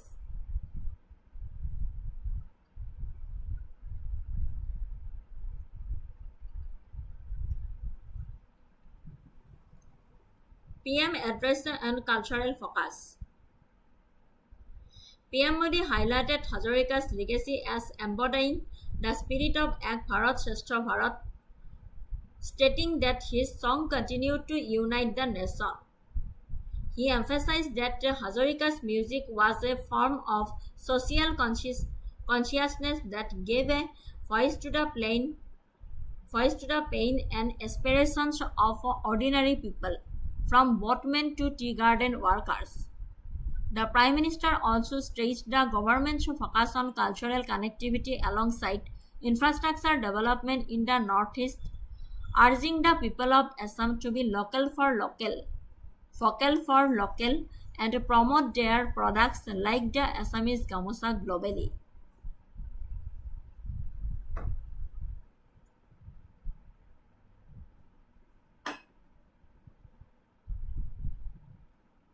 Conclusion. Legacy and development. The Prime Minister's visit to Assam was a dual-purpose event, a deep cultural homage to the state's most revered artist, Dr. Bhupen Hazarika, at the start of his centenary, and a platform to propel major infrastructure and industrial development in the Northeast. By intertwining the celebrations of Hazarika's unifying and compassionate message with the launch of key development projects. The event underscored the connection between the region's cultural pride and its trajectory toward economic growth. Dr. Hazarika's enduring legacy thus serves as an inspirational theme for the state's progress.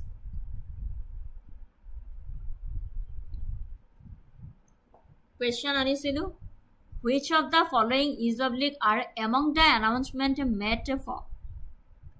made or projects mentioned during the Prime Minister's visit to Assam in September 2025 for the centenary celebrations?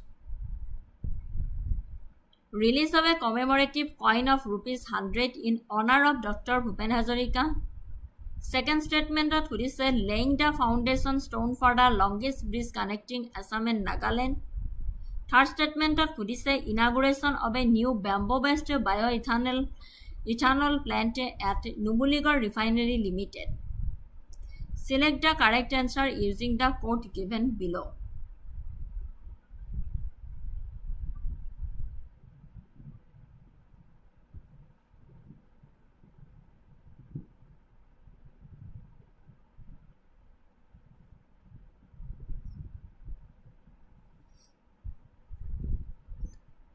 Correct answer whole option A, statement 1 and 3 only. Statement 1 and 3 are correct, as a commemorative coin was released and bamboo-based bioethanol plant was inaugurated during the 2-day visit. Next, aru eta question anisilu. With a reference to the cultural and social message of Dr. Bhupen Hazarika, consider the following statements. Statement 1 of Khudise, his song Manuhe Manuhar Babe is considered an anthem for humanity and universal brotherhood. Second statementot সুধিছে Dr. Hazarika's music often highlighted the spirit of Ek Bharat Shrestha Bharat by transcending linguistic and regional barriers. Third statementot সুধিছে he also served as a brief but impactful stint as an elected member in the Assam Legislative Assembly. How many of the above statements are correct?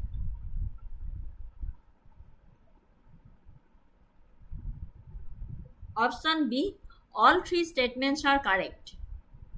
The statement correctly reflects Dr. Hazarika's core artistic and social message, his contribution to the national unity and his history in public service.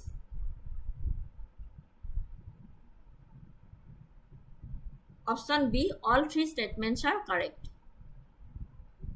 Moving to the next topic, PM to lay the foundation stone and inaugurate multiple development projects worth over rupees 9,000 crore at Aizawl, Mizoram. PM to lay the foundation stone and inaugurate multiple development projects worth over rupees 9,000 crore at Aizawl, Mizoram. Prime Minister is scheduled to visit Aizawl, Mizoram to lay the foundation stone and inaugurate several development projects with a total investment exceeding rupees 9,000 crore. Figure to manot rakhibo. This initiative is part of the government's ongoing efforts to enhance infrastructure connectivity and socio-economic development in the northeastern region of India. Introduction. Mizoram is situated in the strategic northeastern corridor of India, has a long required robust infrastructure to boost its connectivity, economic potential, and quality of life. Recognizing this niche, the government has prioritized substantial investment in the region, aiming to bridge development gaps and foster balanced progress.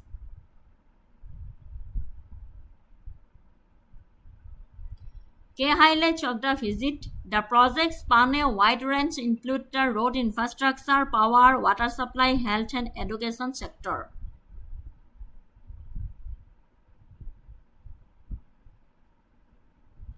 Major projects inaugurated and launched. Road infrastructure projects, health and education, power and water supply. Impact and regional significance. The development push aims to foster economic growth, generate local employment, and encourage investment in the Northeast. By upgrading infrastructure, the government expects to boost tourism and trade, which are vital potential sectors for Mizoram. The projects reflect the government's commitment to reducing regional disparities and promoting balanced development across India. Strategic importance. This event underlines the region's growing political and economic focus in India's Act East policy, which seeks to integrate Northeast India more closely with Southeast Asian economics. Enhanced connectivity will facilitate smoother movement of goods and services both within India and across international borders to neighboring countries such as Myanmar and Bangladesh.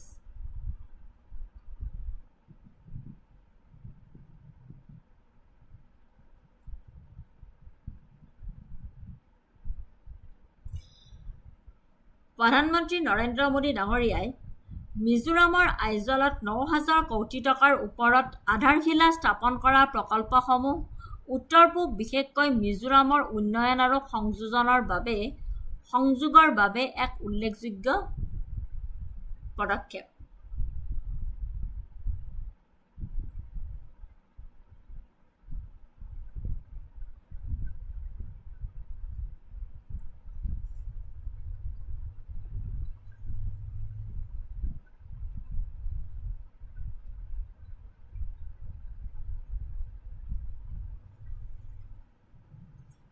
প্ৰধানমন্ত্ৰী নৰেন্দ্ৰ মোদী ডাঙৰীয়াই মিজোৰামৰ আইজলত 9,000 কোটি টকাৰ ওপৰত আধাৰশিলা স্থাপন কৰা প্ৰকল্পসমূহ উত্তৰ-পূব বিশেষকৈ মিজোৰামৰ উন্নয়ন আৰু সংযোগৰ বাবে লোৱা এক পদক্ষেপ।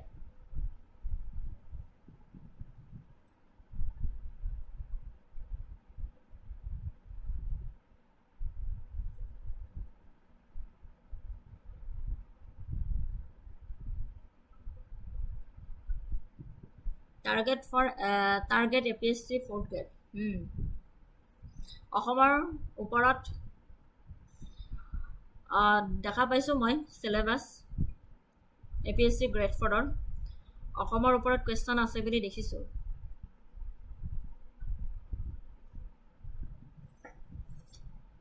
অসমৰ ওপৰত কুৱেশ্যন সেয়াই ন, আপোনালোকে যিবিলাক পঢ়ি আছে সেয়াই, current affairs, Assam history, Assam geography, Assam political, এইবোৰেই অসমৰ ওপৰত। মিজোৰাম আৰু ভাৰতৰ বাবে খণ্ডৰ প্ৰধান প্ৰকল্পৰ তাৎপৰ্য।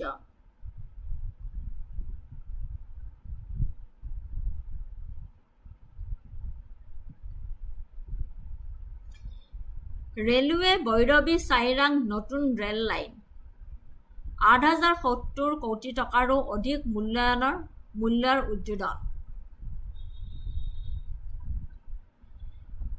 ঐতিহাসিক সংযোগ প্ৰথমবাৰৰ বাবে আইজল চাইৰাং যোগে ভাৰতীয় ৰেলৱে নেটৱৰ্কৰ সৈতে সংযোগ কৰে।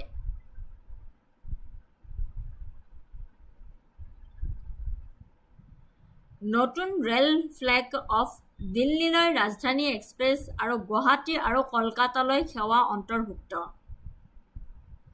মিজোৰামক ৰাজধানীক ডাঙৰ মেট্ৰ'ৰ সৈতে পোনপটীয়াকৈ সংযোগ কৰা। প্ৰভাৱ লজিষ্টিক, খাদ্য, শস্য বা সাৰৰ দৰে অত্যাৱশ্যকীয় সামগ্ৰীৰ সময়মতে যোগান ধৰা। বাণিজ্য, পৰ্যটন, শিক্ষা আৰু স্বাস্থ্যসেৱাৰ সুবিধাৰ ক্ষেত্ৰত সহায় কৰা।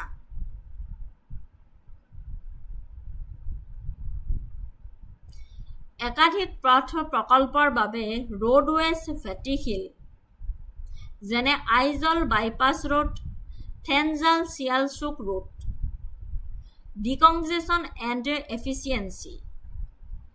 আইজল বাইপাছ ৰোডে ৰাজধানীখনক ভিৰমুক্ত কৰি দক্ষিণ জিলালৈ যাতায়াতৰ সময় হ্ৰাস কৰিব আৰু ইয়াৰ ওপৰত প্ৰভাৱ পেলাব যে স্থানীয় উদ্যান শস্য কৃষকসকলৰ বাবে বজাৰৰ উন্নত সুবিধা, সামগ্ৰিকভাৱে আঞ্চলিক পথ সংযোগৰ উন্নতি। মোয়ালখাঙাত 30 TMTP LPG বুটলিং প্লাণ্টৰ বাবে শক্তিৰ ভেটিশিল। শক্তি সুৰক্ষা মিজোৰাম আৰু চুবুৰীয়া ৰাজ্যসমূহত LPGৰ এক স্থিৰ আৰু নিৰ্ভৰযোগ্য যোগান নিশ্চিত কৰাৰ লক্ষ্য। পৰিষ্কাৰ ৰন্ধন ইন্ধনৰ পৰিৱেশৰ প্ৰসাৰ আৰু স্থানীয় নিয়োগ সৃষ্টি কৰা।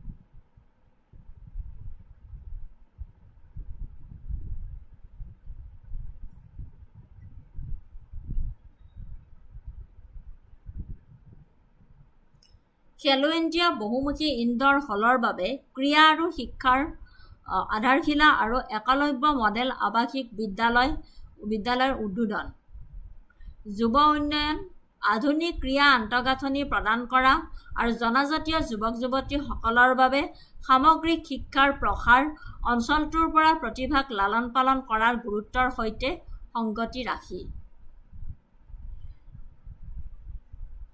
শাসন আৰু অৰ্থনীতিৰ বাবে বহল প্ৰসংগ উত্তৰ পূৰ্বাঞ্চলত গুৰুত্ব দিয়া হৈছে প্ৰকল্পসমূহে উত্তৰ পূৰ্বাঞ্চলক দেশৰ বৃদ্ধি ইঞ্জিন হিচাপে উন্নয়নৰ প্ৰতি চৰকাৰৰ দায়বদ্ধতাক পুনৰ দৃঢ় কৰি তুলিছে এক্ট ইষ্ট পলিচি বৰ্ধিত সংযোগ বিশেষকৈ নতুন ৰেল লাইনটো অতি গুৰুত্বপূৰ্ণ কাৰণ ই এক্ট ইষ্ট পলিচি আৰু উদয়মান উত্তৰ পূব অৰ্থনৈতিক কৰিডৰত মিজোৰামৰ ভূমিকা শক্তিশালী কৰে সম্ভাৱনাময়ভাৱে ৰাজ্যখনক কালাদিন মাল্টিমডেল ট্ৰেনজিট পৰিবহণ প্ৰকল্পৰ জৰিয়তে বংগোপসাগৰ আৰু দক্ষিণ পূব এছিয়াৰ সৈতে সংযোগ কৰিব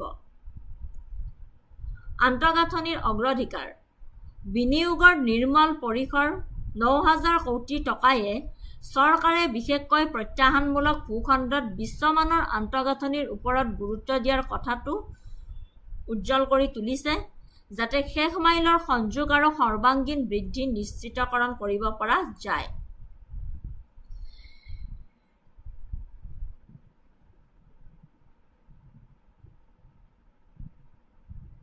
মুঠতে প্ৰধানমন্ত্ৰীৰ মিজোৰাম আইজল ভ্ৰমণ কৰি আধাৰশিলা স্থাপন কৰাৰ লগতে মুঠতে ৯,০০০ কোটি টকাতকৈ অধিক বিনিয়োগেৰে তেওঁ কেইবাটাও উন্নয়নমূলক প্ৰকল্পৰ শুভাৰম্ভ কাম কৰিলে এই পদক্ষেপ ভাৰতৰ উত্তৰ পূৰ্বাঞ্চলৰ আন্তঃগাঁথনি সংযোগ আৰ্থ-সামাজিক উন্নয়ন বৃদ্ধিৰ বাবে চৰকাৰৰ চলিত প্ৰচেষ্টাৰ অংশ বুলি আমি ক'ব পাৰোঁ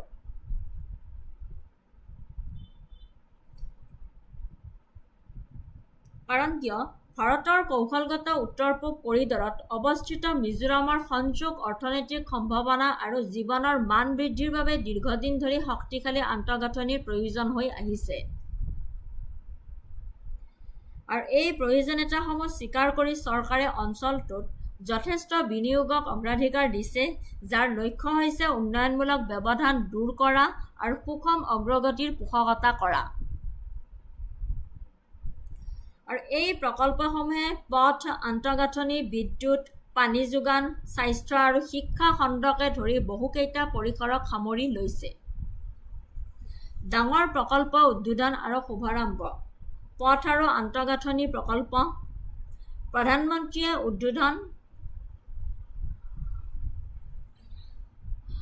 উদ্বোধন কৰি ঘাইপথ আৰু পথৰ ভেটি স্থাপন কৰিলে যাৰ ফলত মিজোৰামৰ ভিতৰত চুবুৰীয়া ৰাজ্যসমূহৰ ভ্ৰমণৰ সময় সুৰক্ষা আৰু সংযোগ উন্নত হ'ব স্বাস্থ্য আৰু শিক্ষা জিলা চিকিৎসালয়সমূহ উন্নতীকৰণ নতুন স্বাস্থ্য উপকেন্দ্ৰ নিৰ্মাণ আৰু বিদ্যালয় আৰু মহাবিদ্যালয়সমূহ আধুনিকৰণৰ পদক্ষেপসমূহ এই প্ৰকল্পসমূহৰ ভিতৰত অন্যতম যাৰ লক্ষ্য হৈছে অঞ্চলটোত মানৱ উন্নয়ন সূচাংক বৃদ্ধি কৰা বিদ্যুৎ আৰু পানী যোগান গ্ৰাম্য আৰু চহৰীয়া প্ৰকাৰটো উভয়ৰে বাবে নিৰ্ভৰযোগ্য বিদ্যুৎ আৰু বিশুদ্ধ পানীক লক্ষ্য কৰি নতুন শক্তি কেন্দ্ৰ আৰু পানী যোগান আঁচনি অনুমোদন কৰা হৈছে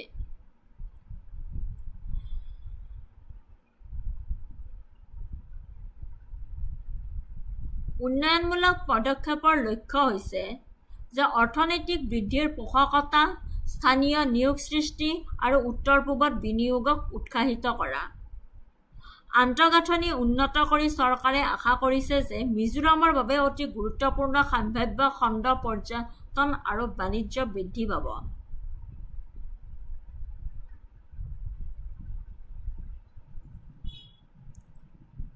প্ৰকল্পসমূহে আঞ্চলিক বৈষম্য হ্ৰাস কৰা আৰু সমগ্ৰ ভাৰতবৰ্ষত সুষম উন্নয়নক প্ৰসাৰিত কৰাৰ বাবে চৰকাৰৰ দায়বদ্ধতাক প্ৰতিফলিত কৰিছে ঠিক আছে ইয়াৰ ওপৰত কোৱেশ্চন এটা আনিছিলোঁ which of the following statements regarding the Prime Minister's visit to Aizawl, Mizoram on October 4, 2025 are correct? The PM will lay the foundation stone and inaugurate project worth rupees 9,000 crore. Statement 2 said the projects include only road and highway construction. Third statement said this visit is a part of efforts to boost infrastructure and socio-economic development in the Northeast region. Select the correct answer using coach below. Correct answer hall option C, statement 1 and 3 only. Statement 1 to correct hoy. The Prime Minister laid the foundation stone and inaugurated project worth over 9,000 crore in Aizawl. Statement 2 to incorrect. The projects cater to multiple sectors including railways, roadways, energy, sports, and education. Statement 3 to correct. The Prime Minister explicitly stated that the projects are meant to accelerate the development of the Northeast region and make it the growth engine of India by improving connectivity, trade, and generating employment opportunities. So, statement 1 and 3, option C correct.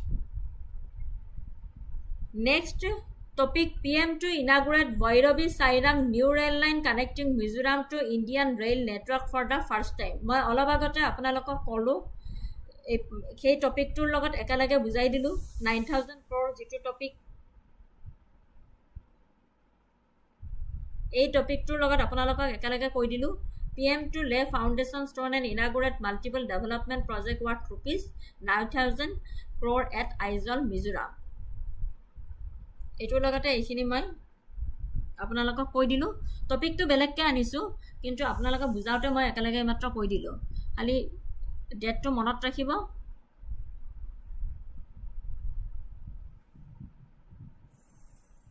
Explanation কৰি দিছো আপোনালোকে পঢ়ি চালে বুজি পাব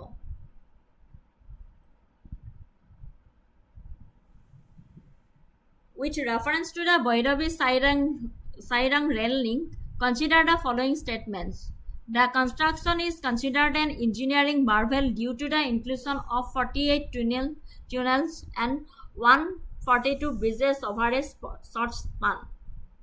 Second statement could say bridge number 196 on this route, which stands at 104 meters, is one of the highest bridge spires in Indian railways. Third statement could say the rail line is a crucial component of India's Act East policy as Sairang is strategically positioned for potential future extension towards the Myanmar border and Kaladan multimodal transit transport project. Which of the statements given above are correct?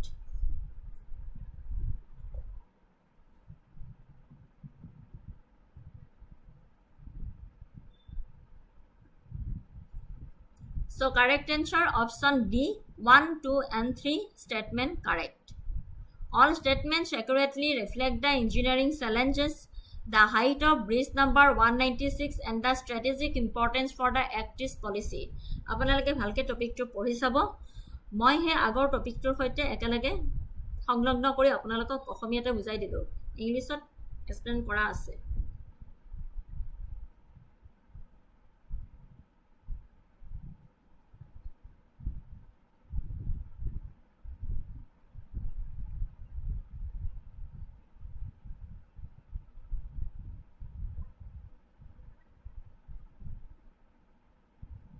Next topic, PM to lay foundation stone and inaugurate multiple development projects worth over rupees 8,500 crore in Manipur. Prime Minister Narendra Modi laid the foundation stone and inaugurated multiple development projects worth over rupees 8,500 crore in Manipur, focusing on infrastructure development, connectivity, and socio-economic progress on the state. Projects inaugurated in Imphal. The Prime Minister inaugurated 17 projects including the Civil Secretariat rupees 538 crore, the new police headquarters rupees 101 crore and the IT CES building rupees 114 crore in Mantri Pukhuri, Imphal. He also inaugurated 4 IMA markets in 4 districts, Manipur Bhavans in Delhi and Kolkata, and infrastructure developments for government colleges.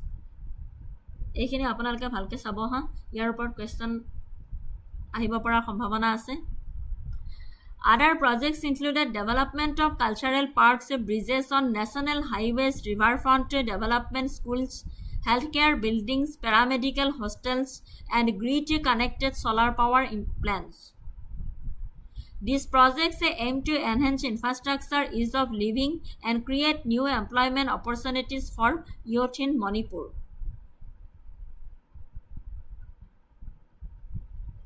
Foundation stone laid in Surasanpur worth over rupees 7,300 crore.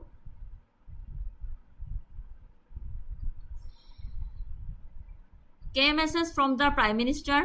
Manipur described as the crowned jewel adorning the crest of Mother India. Manipur crown jewel adorning the crest of the Mother India বুলি কোৱা হয় has immense potential for peaceful inclusive growth. The government has accelerated Manipur's development since 2014, with growth rates rising significantly and infrastructure projects being executed rapidly. The projects reflect the government's commitment to peace, prosperity, and progress, especially aiming to strengthen harmony between the hills and the valley and to empower youth across the state.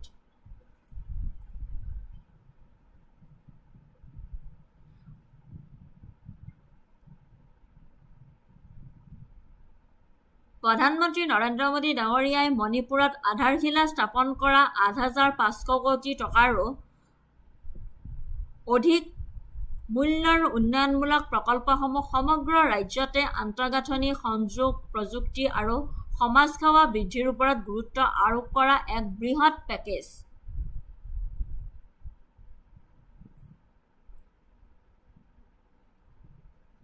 বুজিছে প্ৰধানমন্ত্ৰী নৰেন্দ্ৰ মোদী ডাঙৰীয়াই মণিপুৰত আধাৰশিলা স্থাপন কৰা 8,500 কোটিৰো অধিক মূল্যৰ উন্নয়নমূলক প্ৰকল্পসমূহ সমগ্ৰ ৰাজ্যতে আন্তঃগাঁথনি সংযোগ প্ৰযুক্তি আৰু সমাজসেৱা বৃদ্ধিৰ ওপৰত গুৰুত্ব আৰোপ কৰা এক বৃহৎ পেকেজ বুলি ক'ব পাৰি প্ৰকল্পসমূহ মোটামুটিভাৱে দুটা ভাগত বিভক্ত কৰা হৈছে ফেটিৰ শিল স্থাপন নিৰ্মাণ হ'বলগীয়া প্ৰকল্প 7,300 কোটি টকাৰো অধিক মূল্যৰ এইবোৰ মূলত নতুন আন্তঃগাঁথনিৰ ওপৰত গুৰুত্ব দিয়া হৈছে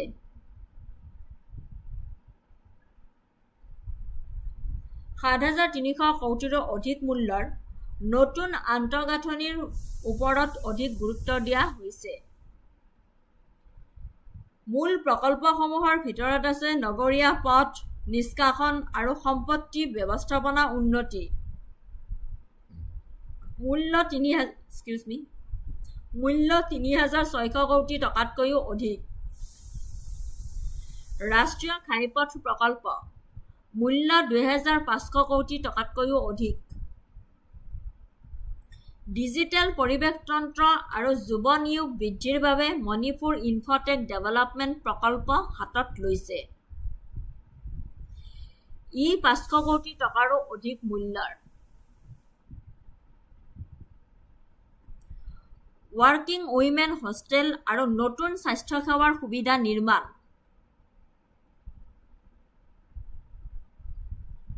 উদ্বোধন কৰা প্ৰকল্পসমূহ জাতিটোৰ বাবে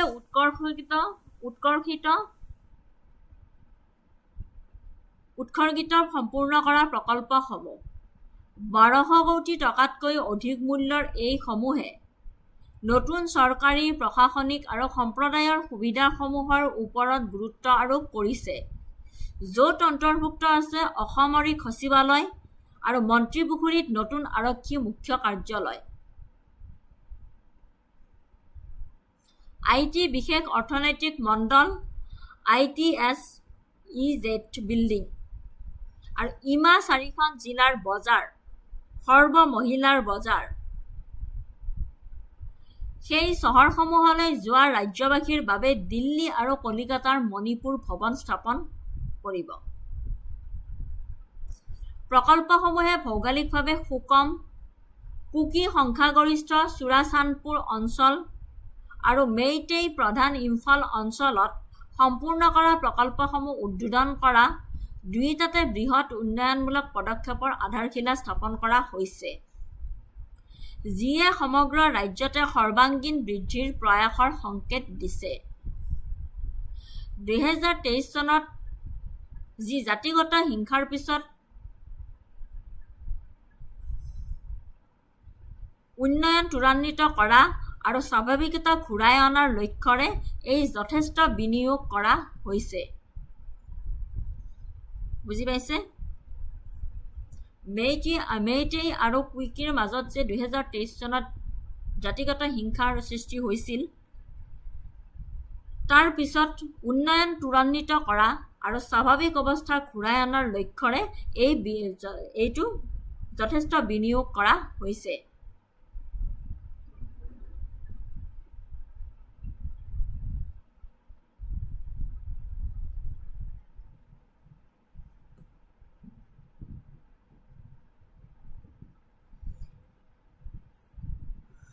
MCQ. With reference to the recent development projects inaugurated and for which foundation stones were laid by the Prime Minister in Manipur, to consider the following statements. The projects inaugurated in Imphal are focused entirely on physical infrastructure like civil secretariat, new police headquarters and bridges. Second statement could say the Manipur Infotech Development Project, for which the foundation stone was laid, is specifically aimed at IT infrastructure and employment generation with an investment of rupees 550 crore. Third statement, the projects for which the foundation stone was laid in Surashanpur include major initiatives for urban roads and national highways and primarily designed to benefit the tribal communities in the hills. The total worth of the project for which the foundation stone was laid in Surashanpur is significantly less than the total worth of the projects inaugurated in Imphal. Which of the statements given above are correct?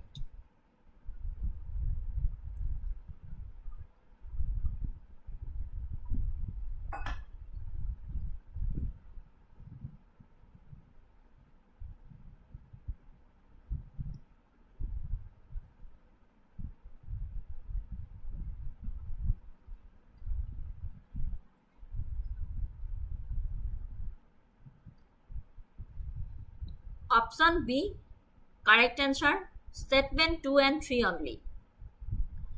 Here, statement 1 to incorrect. Kihor karone? The projects inaugurated in Imphal also included 4 IMA markets,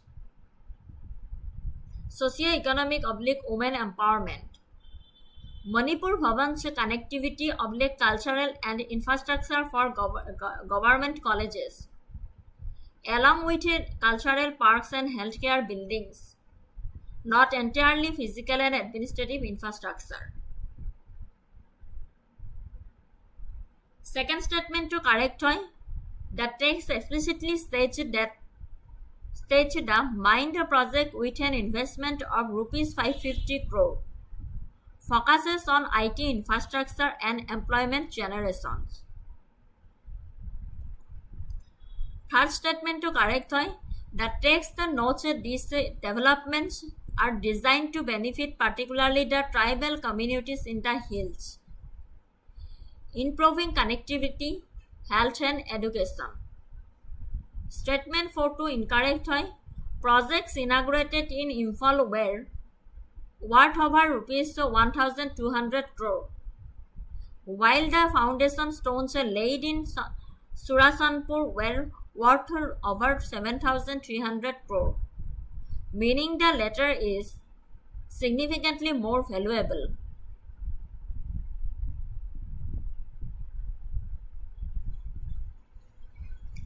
Hegarne statement 2 and 3 correct.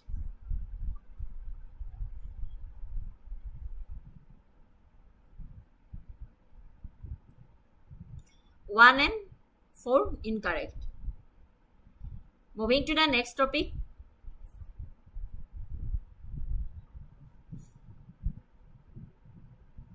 PM to also inaugurate and lay foundation stone of multiple development project worth rupees 18,350 crore in Assam.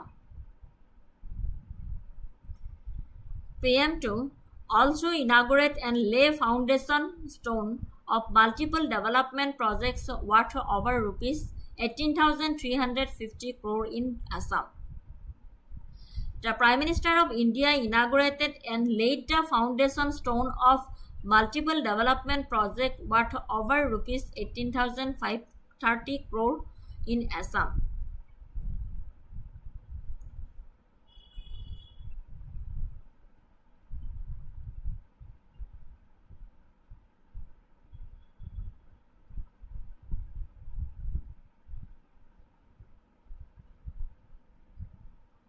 These projects span major areas like healthcare, infrastructure, connectivity, and industrial development, aiming to accelerate the state's growth and integrate it more fully into national and global economy.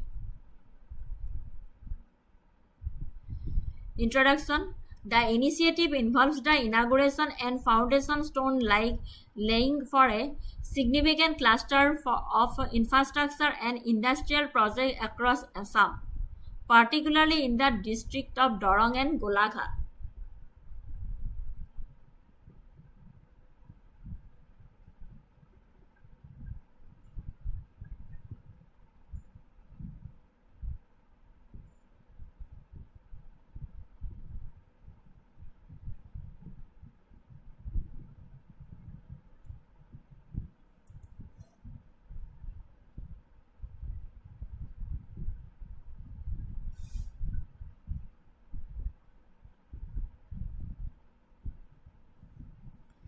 টপিকটোৰ এটা কথা ক'বলৈ ওলাইছোঁ, মোৰ ভুল হ'ল অকণমান, তাৰ বাবে ক্ষমা খুজিছোঁ। এই টপিকটোৰ ওপৰত যে মই লিখিছোঁ PM to also inaugurate and lay foundation stone of multiple development projects worth over rupees 18,530 crore হ'ব হা। মোৰ মানে লিখোঁতে অলপ ৰং হৈ গ'ল, আপোনালোকে এইটো শুধৰাই ল'ব। মই কৈ দিছোঁ 18,530 crore হ'ব হা।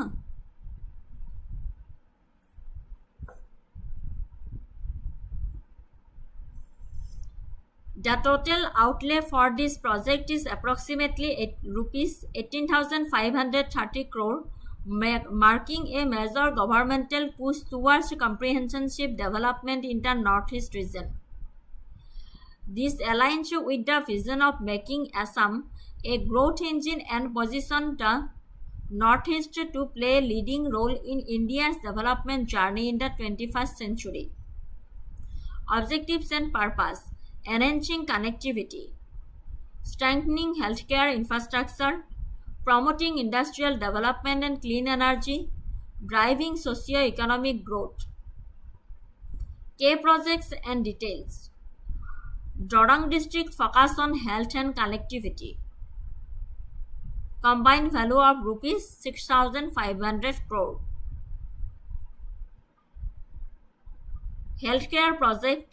Foundation stone for Dorong Medical College and Hospital, a BSc Nursing College and GNM School, combined investment of approximately rupees 570 crore.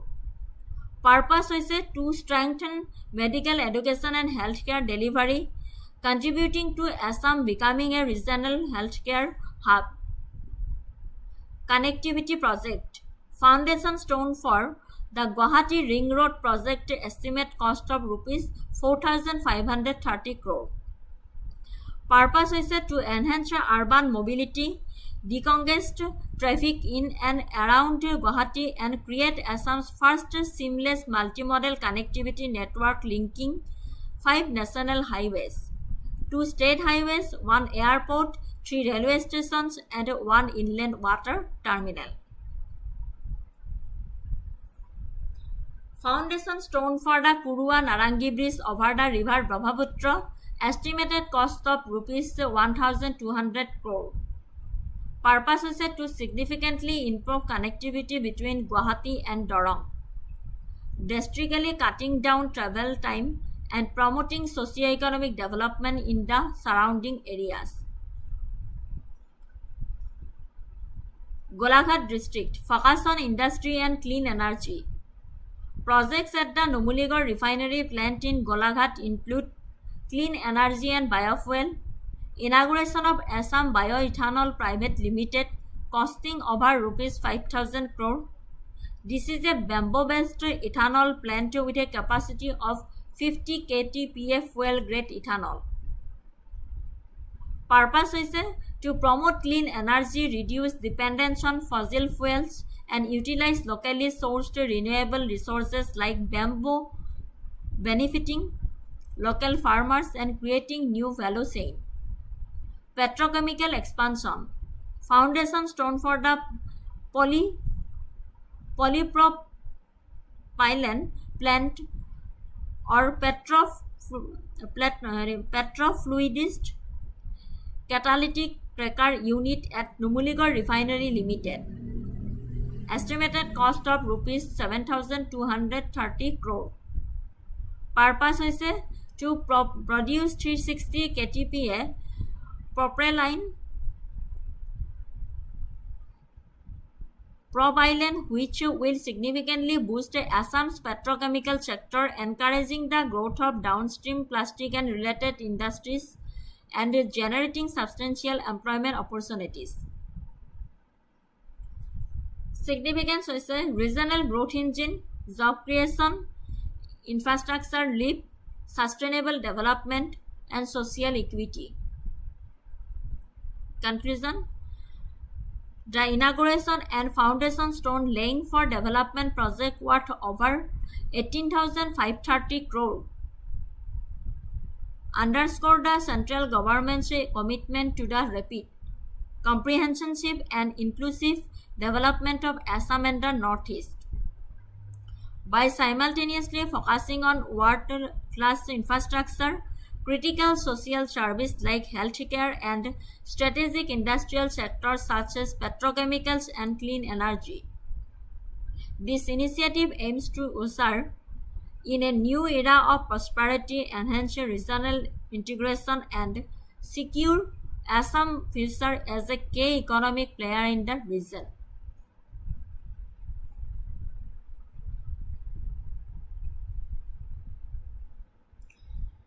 অসমৰ আন্তঃগাঁথনি আৰু ঔদ্যোগিক উন্নয়নৰ বাবে এক বৃহৎ পদক্ষেপৰ কথা উল্লেখ কৰা হৈছে, য'ত প্ৰকল্পসমূহৰ ক্ৰমবৰ্ধমান মূল্য হৈছে 18,530 কোটি টকাৰ ওপৰত।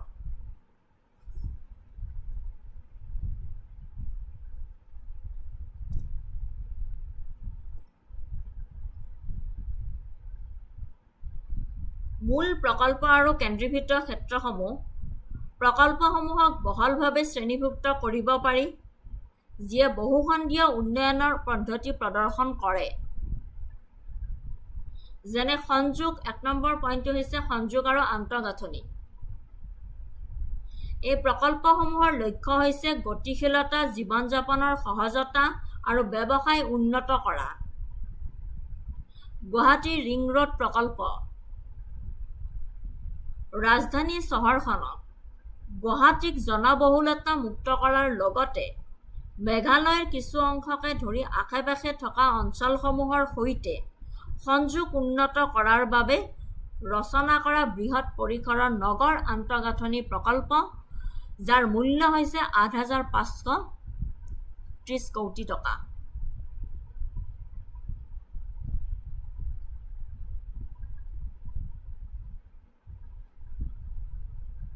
18,530 কোটি টকা। এয়া এক জটিল নগৰ পৰিকল্পনাৰ পদক্ষেপ। ব্ৰহ্মপুত্ৰৰ ওপৰত কুৰুৱা নাৰাংগী দলং অঞ্চলটোৰ আৰ্থ-সামাজিক সংহতিৰ বাবে অপৰিহাৰ্য, বিশেষকৈ গুৱাহাটী আৰু দৰং জিলাৰ মাজত আঞ্চলিক সংযোগ উন্নত কৰাৰ বাবে এক উল্লেখযোগ্য দলং প্ৰকল্প, প্ৰায় 1200 কোটি টকাৰ আনুমানিক। 2 নম্বৰ পইণ্টটো হৈছে শক্তি আৰু উদ্যোগ। স্বচ্ছ শক্তিক প্ৰসাৰিত কৰা আৰু ৰাজ্যখনৰ পেট্ৰকেমিকেল খণ্ডক শক্তিশালী কৰাত গুৰুত্ব আৰোপ কৰিছে চৰকাৰে। অসম বায়' ethanol plant Numaligarh refinery limited NRL বাঁহৰ পৰা বায়' ইথানল উৎপাদনৰ ওপৰত গুৰুত্ব আৰোপ কৰা এটা বৃহৎ উদ্বোধন 5,000 কোটি টকাৰ। স্বচ্ছ শক্তিৰ লক্ষ্য জীৱাশ্ম ইন্ধনৰ ওপৰত নিৰ্ভৰশীলতা হ্ৰাস আৰু স্থানীয় কৃষক আৰু জনজাতীয় জনগোষ্ঠীক উপকৃত কৰা বাঁহ ভিত্তিক অৰ্থনীতিৰ প্ৰসাৰৰ দিশত এইটো এটা মূল পদক্ষেপ। পলিপ্ৰপিলিন প্লাণ্ট এটা বৃহৎ পেট্ৰকেমিকেল ইউনিট 7,230 কোটি টকাৰ ওপৰত মূল্য তাৰে আধাৰশিলা স্থাপন কৰিছে। প্লাষ্টিক বস্ত্ৰশিল্প আৰু বিভিন্ন ঔদ্যোগিক প্ৰয়োগৰ বাবে পলিপ্ৰপাইলিন এক অতি গুৰুত্বপূৰ্ণ উপাদান। এই প্ৰকল্পই পেট্ৰকেমিকেল খণ্ডক উন্নতি কৰিব, মূল্য বৃদ্ধি কৰিব আৰু অঞ্চলটোত কৰ্মসংস্থাপনৰ সৃষ্টি কৰিব বুলি আশা কৰা হৈছে। বুজিব পাৰিছে?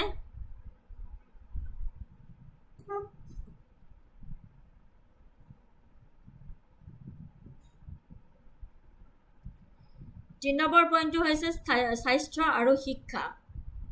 স্বাস্থ্য সেৱা আৰু শৈক্ষিক আন্তঃগাঁথনি শক্তিশালী কৰাৰ প্ৰকল্পসমূহ। Darrang medical college and hospital, GNM school আৰু বি নাৰ্ছিং কলেজ স্বাস্থ্য শিল্প প্ৰকল্পৰ এটা থূপ বুলি কোৱা হৈছে। প্ৰায় 500 কোটি টকাৰ সংযুক্ত বিনিয়োগৰে আধাৰশিলা স্থাপন কৰিছে। ইয়াৰ দ্বাৰা গ্ৰাম্য আৰু অৰ্ধনগৰীয় অঞ্চলত চিকিৎসা শিক্ষা আৰু স্বাস্থ্য সেৱা প্ৰদানক শক্তিশালী কৰাৰ প্ৰয়োজনীয়তাক পোনপটীয়াকৈ সম্বোধন কৰা হৈছে। মূলতঃ ক'বলৈ গ'লে প্ৰকল্পসমূহ সংযোগ, স্বচ্ছ শক্তি আৰু সামাজিক আন্তঃগাঁথনিৰ অগ্ৰাধিকাৰ দি উত্তৰ-পূবক উন্নত ভাৰতৰ বাবে বৃদ্ধিৰ ইঞ্জিনলৈ ৰূপান্তৰিত কৰাৰ দৃষ্টিভংগীৰ সৈতে বহুখিনি মিল আছে বুলি আমি ক'ব পাৰোঁ।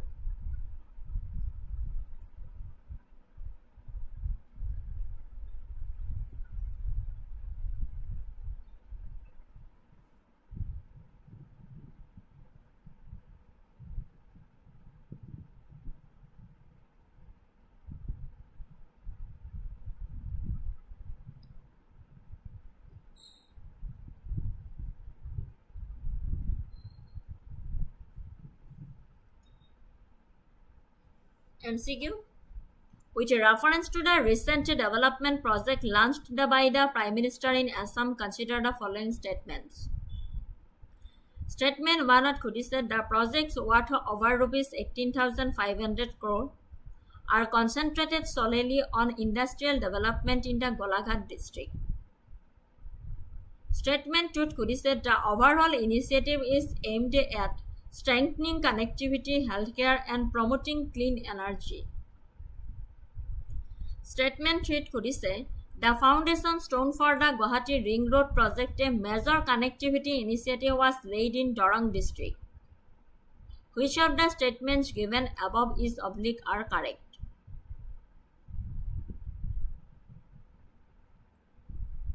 Correct answer to whole option D. Statement 2 and 3 correct.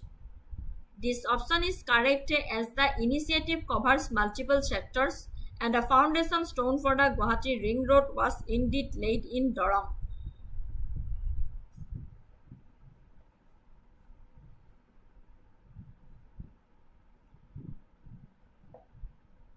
Moving to the next topic, last hoy azir eitu topic, Transforming Assam IT and Electronics Roadmap 2025 to 2030. Transforming Assam IT and Electronics Roadmap 2025 to 2030. The Transforming Assam IT and Electronics Roadmap 2025-2030 is not a single officially published document with that exact title in the public domain. However, the state government's commitment and strategic directions for the sector are clearly articulated through recent key policies and initiatives. Primarily, the Assam Electronic System Design and Manufacturing Policy 2025 and the proposed Assam AI, Artificial Intelligence and IT Policy 2025. These policies collectively form the foundation of Assam's roadmap to become a leading technology and manufacturing hub in Northeast India by 2030. Introduction: Vision for a Digital Assam.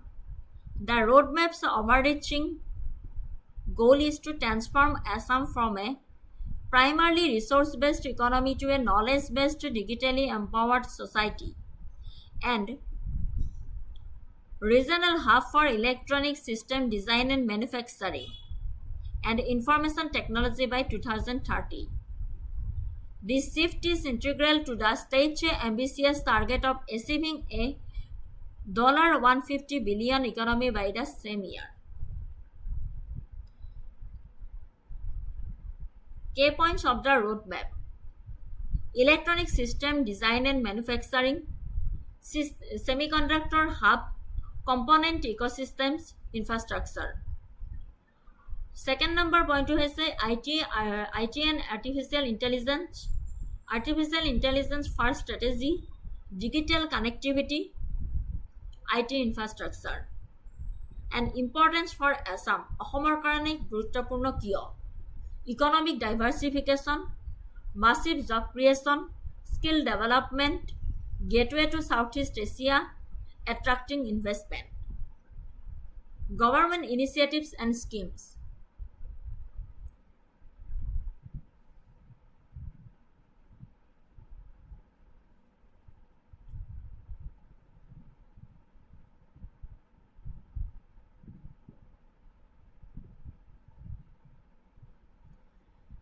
Assam initiative governmental hoise Assam ESDM policy 2025 focus korise electronics, semiconductor and manufacturing. Key feature: attracts domestic and foreign investment, provides a supportive ecosystem. Assam Electronics Components Manufacturing Top-Up Scheme 2025 focus korise component manufacturing.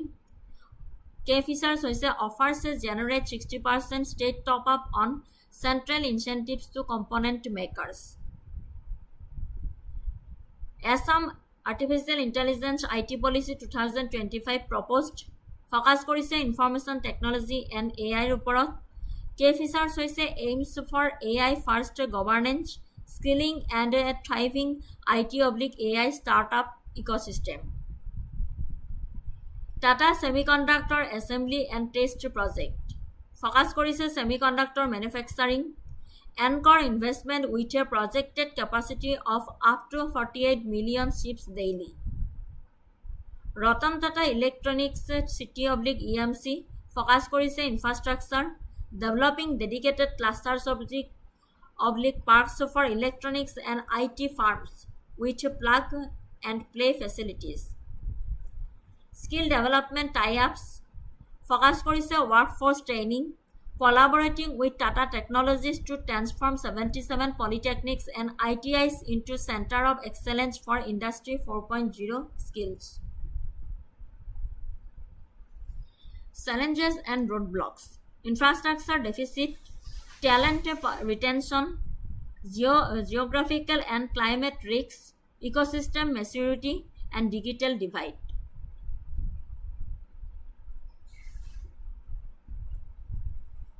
Assam চৰকাৰৰ IT and Electronics Roadmap 2025-2030 হৈছে এক কৌশলগত পৰিকল্পনা যিটো মূলতঃ Assam electronic system design and manufacturing নীতি 2025 চনৰ দ্বাৰা পৰিচালিত ৰাজ্যখনক এটা ডাঙৰ ইলেক্ট্ৰনিক্স মেনুফেকচাৰিং হাব আৰু ডিজিটেলভাৱে সবল সমাজলৈ ৰূপান্তৰিত কৰাৰ বাবে বুজিব পাৰিছে অসম চৰকাৰৰ IT and Electronics Roadmap 2025-2030 হৈছে এক কৌশলগত পৰিকল্পনা যিটো মূলতঃ Assam electronic system design and manufacturing নীতি 2025 চনৰ দ্বাৰা পৰিচালিত। ৰাজ্যখনক এটা ডাঙৰ ইলেক্ট্ৰনিক্স মেনুফেকচাৰিং হাব আৰু ডিজিটেলভাৱে সবল সমাজলৈ ৰূপান্তৰিত কৰাৰ বাবে ৰোডমেপ আৰু আনুষাংগিক নীতিৰ সামগ্ৰিক দৃষ্টিভংগী হৈছে এনে এক শক্তিশালী পৰিৱেশতন্ত্ৰ সৃষ্টি কৰা যিয়ে উল্লেখযোগ্য সুযোগৰ সূচনা কৰিব, যেনে ব্যাপক চাকৰিৰ সৃষ্টি। ইয়াৰ মূল উদ্দেশ্য হৈছে IT আৰু ইলেক্ট্ৰনিক্স উৎপাদন খণ্ড দুয়োটাতে বিশেষকৈ যুৱক-যুৱতীসকলৰ বাবে অসংখ্য নিয়োগৰ সুযোগ সৃষ্টি কৰা, দক্ষতা বিকাশৰ ওপৰত গুৰুত্ব দিয়া, বিশেষকৈ IITৰ দৰে প্ৰতিষ্ঠানৰ সৈতে সহযোগিতা আৰু NIELITক ডিমড টু বি বিশ্ববিদ্যালয়লৈ উন্নতীকৰণৰ জৰিয়তে কৰ্মশক্তিক উন্নতীকৰণ আৰু পুনৰ দক্ষতা বৃদ্ধিৰ ওপৰত গুৰুত্ব দিয়া। ইয়াৰ ফলত অৰ্ধপৰিবাহী ডিজাইন আৰু উৎপাদনৰ দৰে ক্ষেত্ৰত বিশেষ প্ৰশিক্ষণ বিচৰা আকাংক্ষীসকলক প্ৰত্যক্ষভাৱে উপকৃত কৰা। উদ্যোগীকৰণৰ সুযোগ, নতুন ক্লাষ্টাৰ স্থাপন আৰু ডিজিটেল অৰ্থনীতিৰ ওপৰত গুৰুত্ব দিয়াৰ উদ্দেশ্যটো হৈছে যে ষ্টাৰ্টআপ আৰু উদ্ভাৱনৰ বাবে এক সহায়ক পৰিৱেশ গঢ়ি তোলা আৰু টেক উদ্যোগীসকলৰ বাবে পুঁজি আৰু মেণ্টৰিঙৰ সুযোগ আগবঢ়োৱা।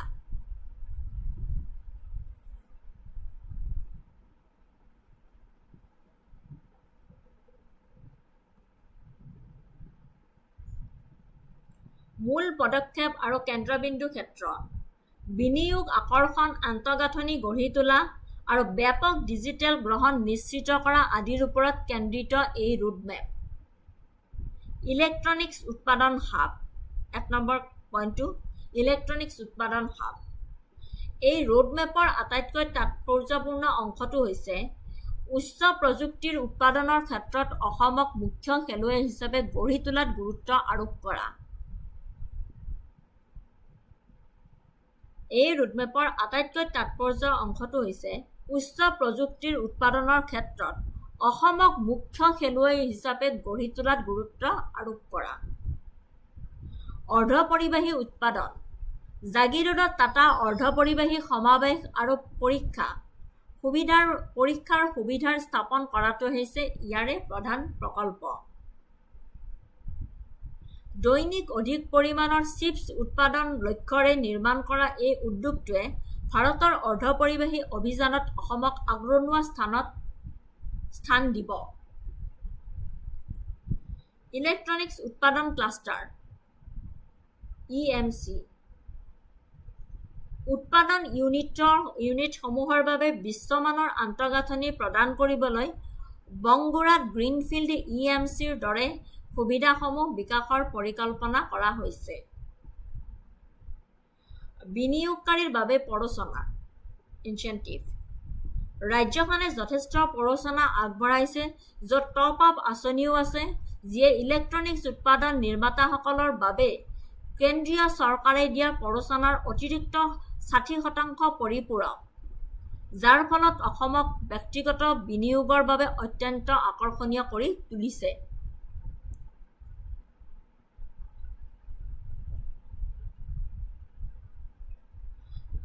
ছেকেণ্ড পইণ্টটো হৈছে ডিজিটেল আন্তঃগাঁথনি আৰু সংযোগ। এই পৰিকল্পনাৰ লক্ষ্য হৈছে ৰাজ্যৰ চুকে কোণে দ্ৰুতবেগী ইণ্টাৰনেটৰ ব্যৱস্থা, ব্ৰডবেণ্ড সম্প্ৰসাৰণ। ভাৰতনেট প্ৰকল্পৰ অধীনত তীব্ৰবেগী ইণ্টাৰনেটৰ ব্যাপক সম্প্ৰসাৰণৰ পৰিকল্পনা কৰা হৈছে যাতে হাজাৰ হাজাৰ গ্ৰাম পঞ্চায়ত আৰু গাঁওসমূহক 4G আৰু 5G নেটৱৰ্কৰ সৈতে সংযোগ কৰিব পৰা যায়। উদ্ভাৱন আৰু গৱেষণা, 5G আৰু 6Gৰ দৰে পৰৱৰ্তী প্ৰজন্মৰ টেলিকম প্ৰযুক্তিৰ গৱেষণা লাভান্বিত কৰিবলৈ গুৱাহাটী বিশ্ববিদ্যালয়ত 5G লেব আৰম্ভ কৰা।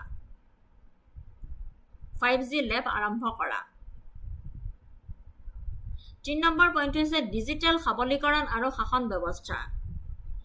ইয়াৰ লগত জড়িত হৈ আছে প্ৰযুক্তিৰ ব্যৱহাৰ কৰি নাগৰিকৰ জীৱন উন্নত কৰাৰ লগতে চৰকাৰৰ কাৰ্যক্ষমতা, ফিনটেক আৰু বিত্তীয় অন্তৰ্ভুক্তি, বিনামূলীয়া স্মাৰ্টফোন আৰু ৰাজসাহায্যযুক্ত ডাটা পেক বিতৰণৰ দৰে পদক্ষেপৰ লক্ষ্য হৈছে যে গ্ৰাম্য অঞ্চলত মোবাইল বেংকিং আৰু ই-কমাৰ্চক প্ৰসাৰিত কৰা, আত্মসহায়ক গোট আৰু ক্ষুদ্ৰ ব্যৱসায়িক সবলীকৰণ কৰা।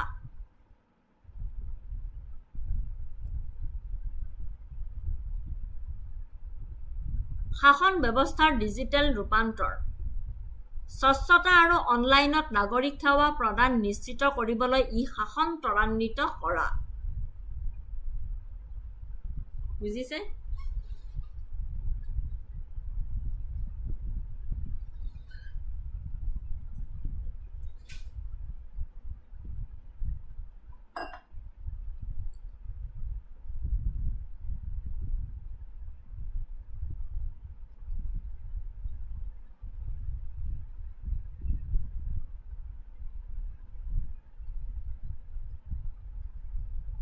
এইখিনিয়ে আছিল মূলত অসম চৰকাৰৰ IT এণ্ড ইলেক্ট্ৰনিক্স ৰোডমেপ 2025-2030 এক কৌশলগত পৰিকল্পনা, যিটো মূলত Assam electronic system design and manufacturing নীতি 2025 দ্বাৰা পৰিচালিত ৰাজ্যখনক এটা ডাঙৰ ইলেক্ট্ৰনিক্স মেনুফেকচাৰিং হাব আৰু ডিজিটেলভাৱে সবল সমাজলৈ ৰূপান্তৰিত কৰাৰ বাবে।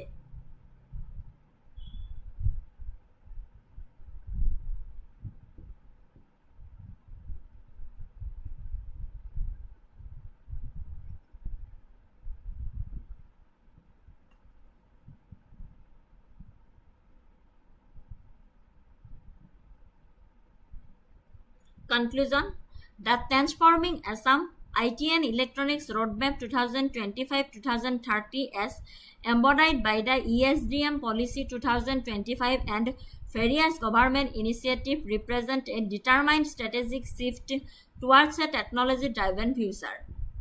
By prioritizing semiconductor manufacturing, developing an extensive component supply chain, and focusing on artificial intelligence-led governance and skilling, Assam is making a concerted effort to establish itself as the next major electronics central and state incentives, major anchor investment, and dedicated infrastructure development foundation for Assam to realize its vision of a prosperous, digitally enabled economy by 2030.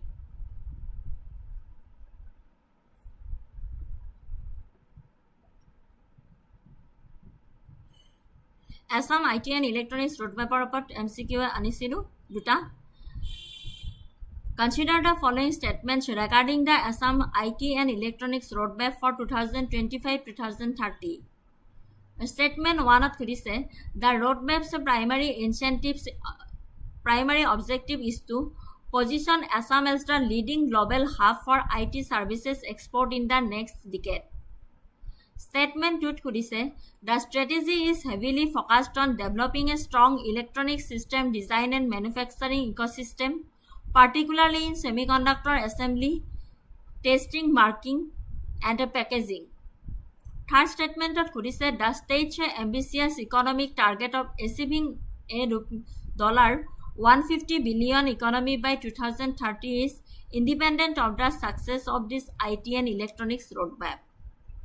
Which of the statements given above is are correct? So, পলম নকৰি শুদ্ধ উত্তৰটি চাওঁ। Option B, second statement, শুদ্ধ। Statement 1 to incorrect. The roadmap focuses on positioning Assam as a regional hub for ESDM and IT, not necessarily the leading global hub for IT services export. The immediate focus is on manufacturing and internal digital adoption. Statement 2 correct. The core of the roadmap, heavily supported by the Assam ESDM Policy 2025 and major projects like the Tata facility, is indeed on developing the ESDM ecosystem, particularly in advanced packaging. Statement 3 incorrect. The success of the IT and electronics roadmap is considered integral to achieving the $150 billion economy target as it diversifies the state's economic base into high value sector. So only 2 option B statement correct. Next arveta question anisilu. With reference to the potential challenges and benefits of the IT and electronics roadmap, consider the following statements. Statement 1 of one of the major challenges is the need for a reliable and uninterrupted supply of power and water, which is critical for energy and water intensive industries like semiconductor manufacturing. Statement 2 said the roadmap is expected to only create employment in the highly skilled white collar sector with limited opportunities for blue collar jobs. Statement 3 said the strategic location of Assam as the gateway to the northeast is expected to be leveraged for seamless market access to Asian nations for electronics trade. Which of the statements given above is oblique are correct?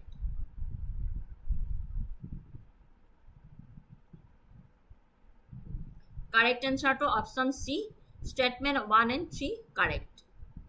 1 to correct hoy. The need for reliable infrastructure, especially uninterrupted power and potable water supply, is a critical challenge for high precision, round-the-clock operation in the semiconductor industry. Statement 2 incorrect. The establishment of large-scale manufacturing and assembly units creates substantial demand for both highly skilled techniques and assembly line oblique process workers blue collar jobs. Statement 3 to correct. Leveraging the state's location as a bridge to the entire northeast and its proximity to Southeast Asia is a key strategic advantage under the Act's policy for trade in electronic goods. So option C, statement 1 and 3 correct.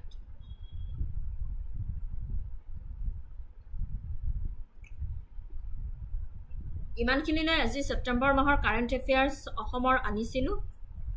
Next ক্লাছত আৰু আনিম, বাকী আছে.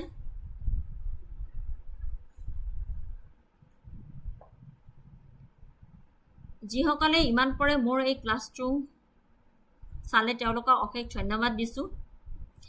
এই ক্লাছটোত বহুখিনি মোৰ spelling mistake হ'ব পাৰে, প্ৰনাউন্সিয়েশ্যন ৰং হ'ব পাৰে. তাৰ বাবে মই আপোনালোকৰ ওচৰত ক্ষমা খুজিছোঁ. পুনৰ নতুন ক্লাছ এটিত লগ পোৱাৰ আশাৰে আজিলৈ মই আপোনালোকৰ ফালৰ পৰা বিদায় লৈছোঁ. ভালকৈ পঢ়ি থাকক আপোনালোকে. APSC মেইনছৰ এক্সাম 11 তাৰিখৰ পৰা ষ্টাৰ্ট. যিসকলে অৱতীৰ্ণ হ'ব তেওঁলোকক শুভেচ্ছা জ্ঞাপন কৰিছোঁ. আৰু বাকী সকলো আগন্তুক পৰীক্ষাৰ বাবে ভালদৰে প্ৰিপাৰেশ্যন কৰক. সফলতা নিশ্চয় আছে, খালি আমি হাৰি যাব নালাগিব. অশেষ ধন্যবাদ জনালোঁ আপোনালোকক যিসকলে আজিৰ ক্লাছটো উপভোগ কৰিলে. যদি ক্লাছটো চাই আপোনালোকে উপকৃত হৈছে তেনেহ'লে অন্যসকললৈকো শ্বেয়াৰ কৰি দিব, যাতে তেওঁলোকৰো আগন্তুক পৰীক্ষাবিলাকৰ কাৰণে কামত আহে. শেষত আপোনালোকৰ পৰা বিদায় লৈছোঁ. Thank you so' much. শুভৰাত্ৰি. Love you. Take care.